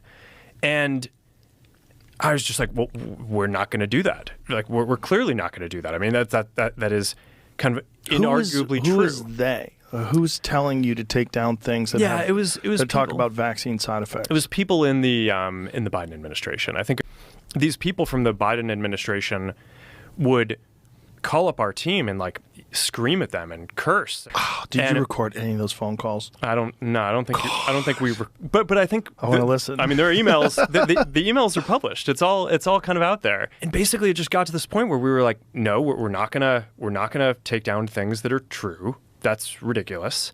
They want us to take down this meme of Leonardo DiCaprio looking at a TV talking about how 10 years from now or something, you're gonna see an ad that says, okay, if you took a COVID vaccine, you're eligible for, for this kind of payment, like this sort of like class action lawsuit type meme. And they're like, no, you have to take that down. And we just said, no, we're not going to take down humor and satire. We're not going to take down things that are true. Biden, when he gave some statement at some point, I don't know if it was a press conference or to some journalists, where he basically was like, these guys are killing people. Then like all these different agencies and branches of government basically just like started investigating and coming after our company. It was brutal. It was brutal. Okay, much like the new free speech policies he's promoting, could have used that years ago when it happened, Zuck, as in the news that this was going on. Now, the whole point of the lawsuit that went to the Supreme Court and was decided last year was that the Biden administration was coercing social media platforms like Facebook, like Instagram, like Mark Zuckerberg's platforms to do the censorship bidding of the White House that the White House could not do itself because it's constitutionally prohibited from doing those things by the First Amendment. And then the Supreme Court, in my opinion, wrongly decided that the influence from the White House and the federal government in general on these social media companies to do censorship, that it wasn't sufficiently direct to call it a constitutional violation. In fact, it wasn't even sufficiently direct to say that those parties, the social media parties, the people who got censored, that they had standing to even bring the lawsuit to court. And so the suit was dismissed for standing reasons. It didn't really even address the merits in the case, in part because, at least in the judgment of the Supreme Court, the people claiming censorship didn't make direct enough connections, even though here's Zuckerberg after the fact saying, oh yeah, it was very direct. They came to us with a quasi-threatening tone, yelling at us, swearing at us. Information that would have been useful a year ago, 2 years ago, 3 years ago when this was happening. Because as Zuck is describing here, it's clearly not like friendly suggestions. The Supreme Court, that was really their conclusion. Well, the government, the White House, they can make friendly suggestions to Facebook like, gee, it sure would be swell if you would take down that guy's vaccine misinformation, but, it's your choice. Wouldn't want to impose. That's clearly not what was going on, as Zuckerberg is telling you. They're coming at us with a hostile attitude. And when the federal government comes at you with a hostile attitude, whether they technically have the legal authority to take some sort of action against you or not, you understand that when they're hostile with you in that way, there's a coercive force behind it, because what else, or else what is a pretty significant question to be asking the federal government, or else a lot when you defy the federal government. And when Zuck says, at that point, it was like, no way, man, I'm not doing this. I'll never take down true information. I have no idea what the hell he's talking about. Could I please see a substantiated example of a time where you told the White House to go pound sand like you're talking about? Because I don't see it. In fact, I see evidence of the opposite.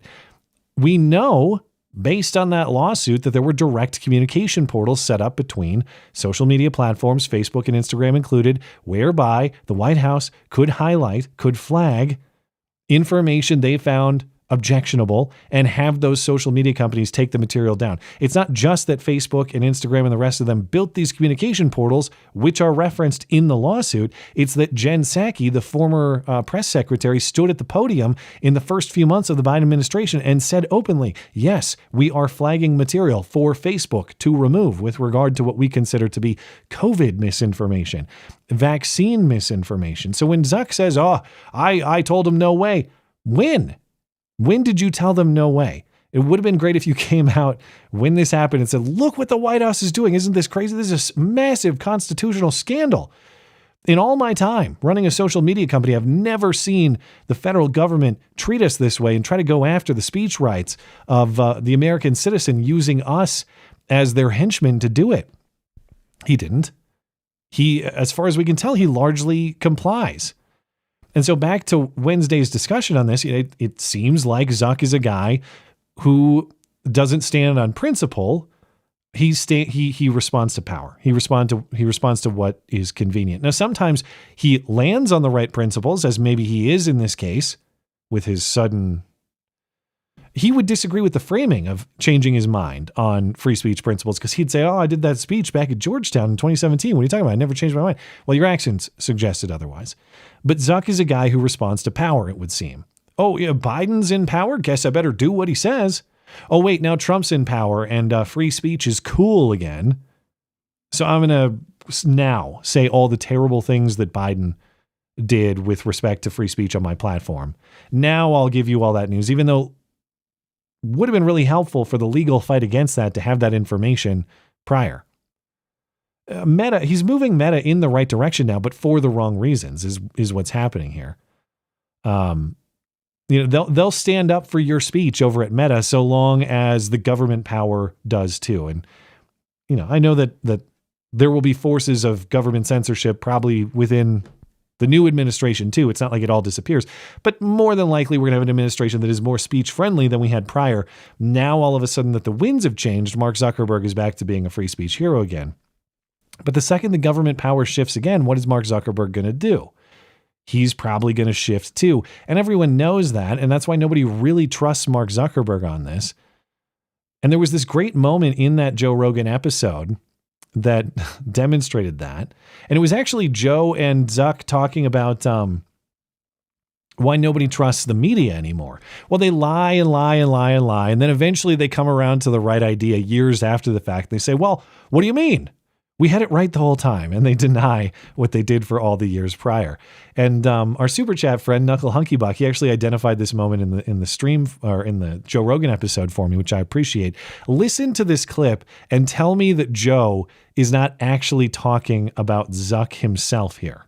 Yeah, I mean, I'm sure there's. And a lot of the people I've met there, I think, are good people. I'm sure it's just a tough format. It's a terrible format. Yeah, and the problem is they get locked into that format and no one trusts them. And then they leave and they go, yeah, but you were just lying to us about this, that, and the other thing. And now I'm supposed to believe you're one of the good guys. You're one of the straight shooters now. Yeah.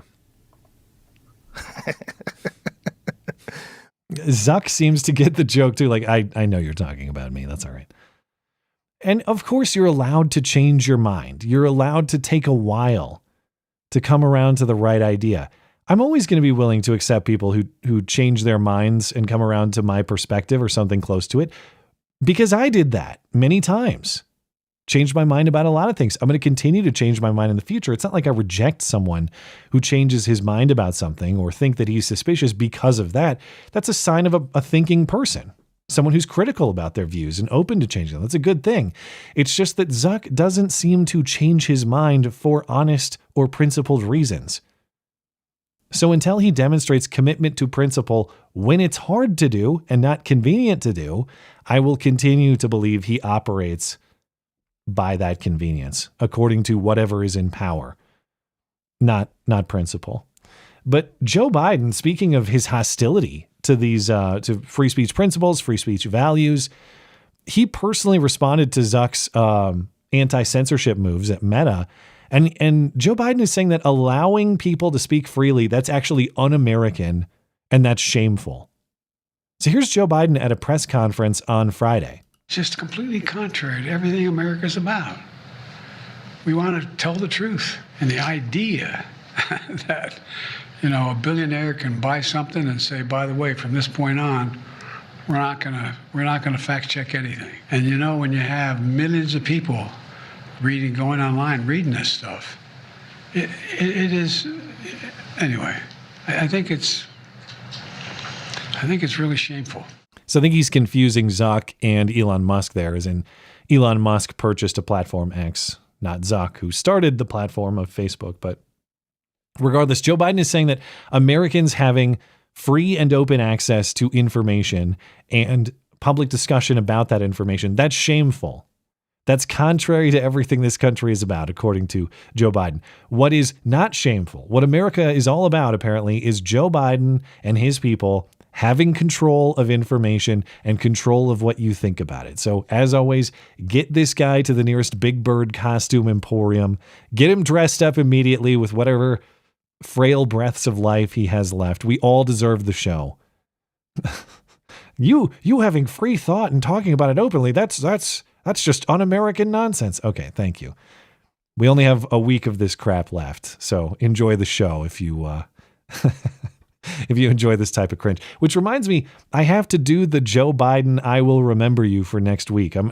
How am I possibly going to make a montage of all the greatest moments of this jackass? That is my challenge before next Sunday, and I'm not even going to say, should I choose to accept it? I have to. Commitment to the bit. I have to figure out what highlights make it and what ones don't. Got to do Karine Jean-Pierre too. We already did Kamala Harris when she lost the election, but Karine Jean-Pierre needs her own montage too. So it'll be a fun project this week. But that brings us to hoax hate, of course. And now the nobody saw it happen, but it's totally a product of Trump's America hoax hate crime of the week. Ah, shit, it's backwards. You think they'll notice? Well, it looks like we have another sympathy noose case developing in Allentown, Pennsylvania. In Allentown, a city employee and a school board member, her name is Latarsha Brown. I had to read this. It's not Latasha, it's Latarsha. Okay, that's a new one to me. Latarsha Brown has filed numerous complaints against city officials for racism and workplace discrimination. Brown, in fact, requested mediation to resolve her complaints against another employee in her department. Well, on Friday morning, police were called to investigate the discovery of a noose at her desk. Now, is it even a noose? Who knows? I did spend more time than I should have trying to track down an image of this noose today. I've not seen an image of the noose. But according to the reporting here, let me get the phrasing. Yeah, it's not even necessarily a noose. It is a small item resembling a noose was discovered on her desk. So who knows what that means? City Councilwoman Cece Gerlach, or Gerlach, confirms many police squad cars were deployed to City Hall on Friday morning because this is the most urgent matter in the city of 125,000 people or however many live there. Councilwoman Gerlach also says this is a hate crime because, of course, the mere presence of a string or a rope somewhere. We don't even know where. Somewhere in the desk vicinity. That is certainly criminal. If that's even what this is, we don't know. Councilwoman Gerlach says there are cameras all over City Hall where this happened. So surely it's going to be a quick investigation to discover who did this. But we're now a few days removed. Again, this happened supposedly on Friday morning. It's now Sunday evening. We don't have a suspect. So tick-tock on this very quick investigation. But this is a classic play. We've seen this many times before. Workplace dispute is not going well. So what? You fake racism to gain leverage in your negotiations and win your workplace dispute. I would bet 100%, with 100% certainty, that is what happened here. Fake racism, file a lawsuit, collect a settlement, never work again. That's the general playbook. But I would also guarantee this is probably the sort of woman who was never working in the first place. Perhaps the discovery of her not working in the first place is why we have this workplace conflict to begin with. And the fake racism is just the way to get out of that discovery. But if there are updates, of course, we will track them. But that brings us to the conclusion of this evening's show. So let me get to your chats. We'll call it a night. Over on Rumble, Hillbilly Deluxe says, regarding Greenland, we could take all the illegal squatting in the U.S. and dump them on Greenland. Sink or swim, the choice is yours. Welcome to the newest state in the U.S. I like the idea of illegal island. I guess not as much as I like the idea of just go back to where you came from. But illegal, can we make like a game show out of it? Is there a production we could have out of illegal island? The thing about Greenland is it's a very large island for illegal island. Illegal island, we only need, I don't know. You could probably do that on, well, I was going to say maybe a few hundred acres or something, but then I remember there's what, like 15, 20, maybe 30 million illegals. I guess we do need our own country to house that many people at this point. So maybe you're onto something, Hillbilly Deluxe. I'll keep an open mind about that. Many more memes from Blankets over on Odyssey. Thank you. Also says, Matt, think one of the reasons he wants Greenland is because of the minerals they have. Yeah, I don't know like what mining is available, what resources are available. Maybe there's something the U.S. doesn't have. Are we importing certain minerals from Greenland already? I don't know. But I'm not Greenland expert guy. My initial skepticism about it is, okay, we're going to spend a bunch of our resources, put a bunch of our guys over there to defend Greenland. We have a lot of problems in our own cities, in our own country right now. See LA, for example. Now, the counter would be, we spent a lot of money in these urban centers that continue to rot. Maybe our money would be more wisely spent on a new frontier like Greenland. I'm kind of interested in that argument too. So maybe my initial skepticism is misplaced, and maybe we should abandon ship on the places we've already ruined and consider ruining Greenland next. Manifest destiny. About time it turns around and heads eastward, I guess. Thank you, Blankets. Over on DLive, we're good over there. Thank you guys over there. And let me check in on YouTube and Tippy. Give a quick refresh. Electric Ninja, thank you. Justin Brush, we got you. Donde 2K. The church I attend in Pasadena hosted an all-city prayer meeting tonight at which Adam Schiff was announced as a special guest. I walked out rather than shout profanities, though he himself is a profanity. Need a church. Well, I'm sorry to hear that. Man, what would I do if Adam Schiff walked into my church? I would have a dilemma, that's for sure. Holy cow. Well, I guess they needed the help, and Adam Schiff is here to provide. I don't know. Anyway, Pasadena, of course, in rough shape, or at least the area surrounding it. All the best to you and your family in Pasadena, Donde. I'm very sorry to hear it, and I hope the best for you guys. And if you decide that you need a new church, God bless you in that too. Thankfully, I did not have an Adam Schiff sighting at my own experience this morning. Otherwise, I probably would have had a change of heart like you're having. Anyway, Chris Gard has made an appearance in the chat, and he just says, I love you. Well, thank you for that. I love you. I love you too, sir. Not to put you on the spot, Chris Chris Gard, if people don't know, is I use a lot of his music. Most of the music you hear on this show, with the exception of like the remixes of popular songs, is by Chris Gard. Very talented musician and part of the Down Under Aussie takeover of all of my production. But Chris Gard has an open invitation to come on this show and, talk about whatever Aussie things he wants to. I'm still waiting, Chris. TikTok. We'd all love to hear from you. Now, I know he's got a busy season in his day job, and so hopefully Chris will make an appearance sometime soon. Injured Guardian says, there is no Mrs. Knuckle. Did Robin D. Banks leave? I haven't heard from Robin for a while. I don't know. And I don't know what the status of their romance is. I should have asked him, but I wouldn't want to put him on the spot and reveal his personal secrets in that way. So unfortunately, I can't help you, but the world may never know. And Godspeed to Robin, wherever she may be.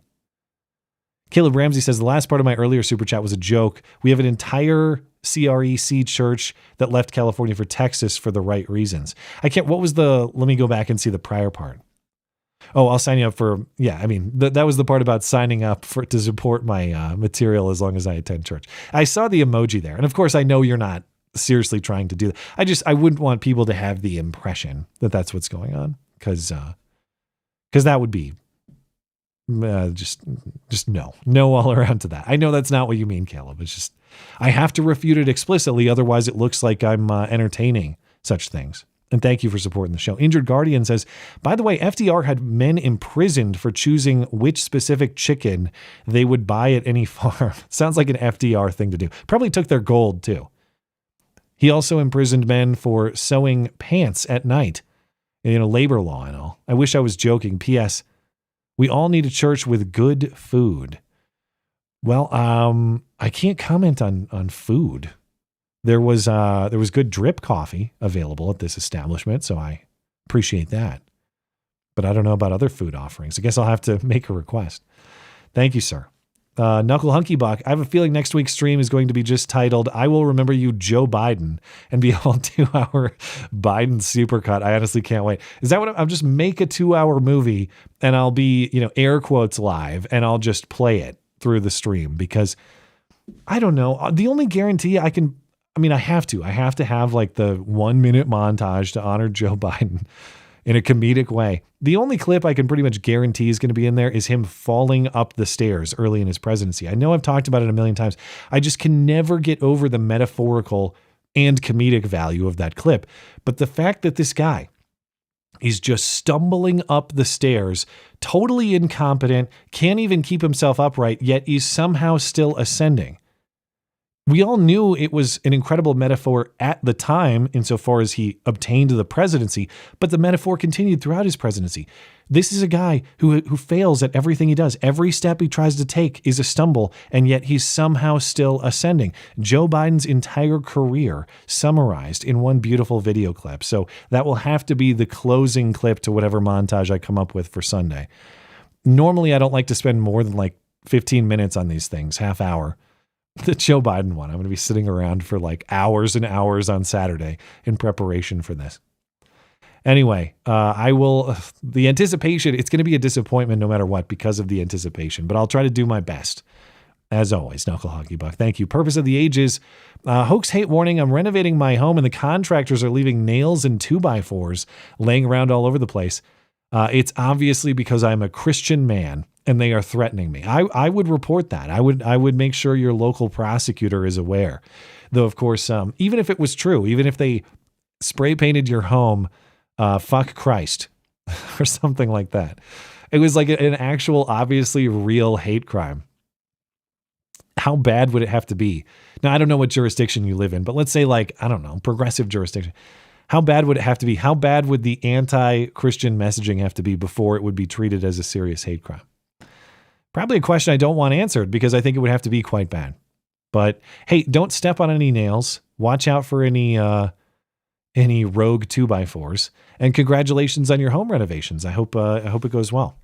Thank you, Purpose of the Ages. Appreciate it. All right, I think we're caught up here.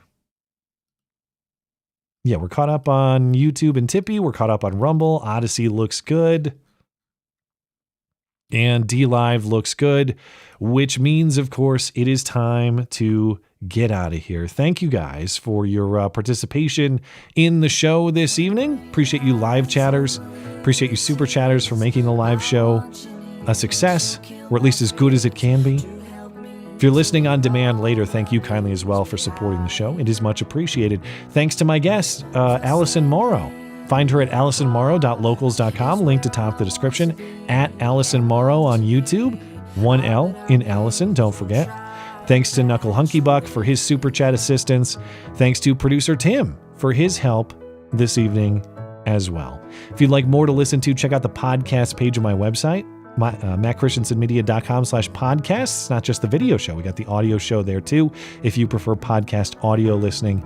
Anything else show related, mattchristiansenmedia.com or mattis.gay. I'll be back Sunday and Wednesday nights. Have a great night and a great week.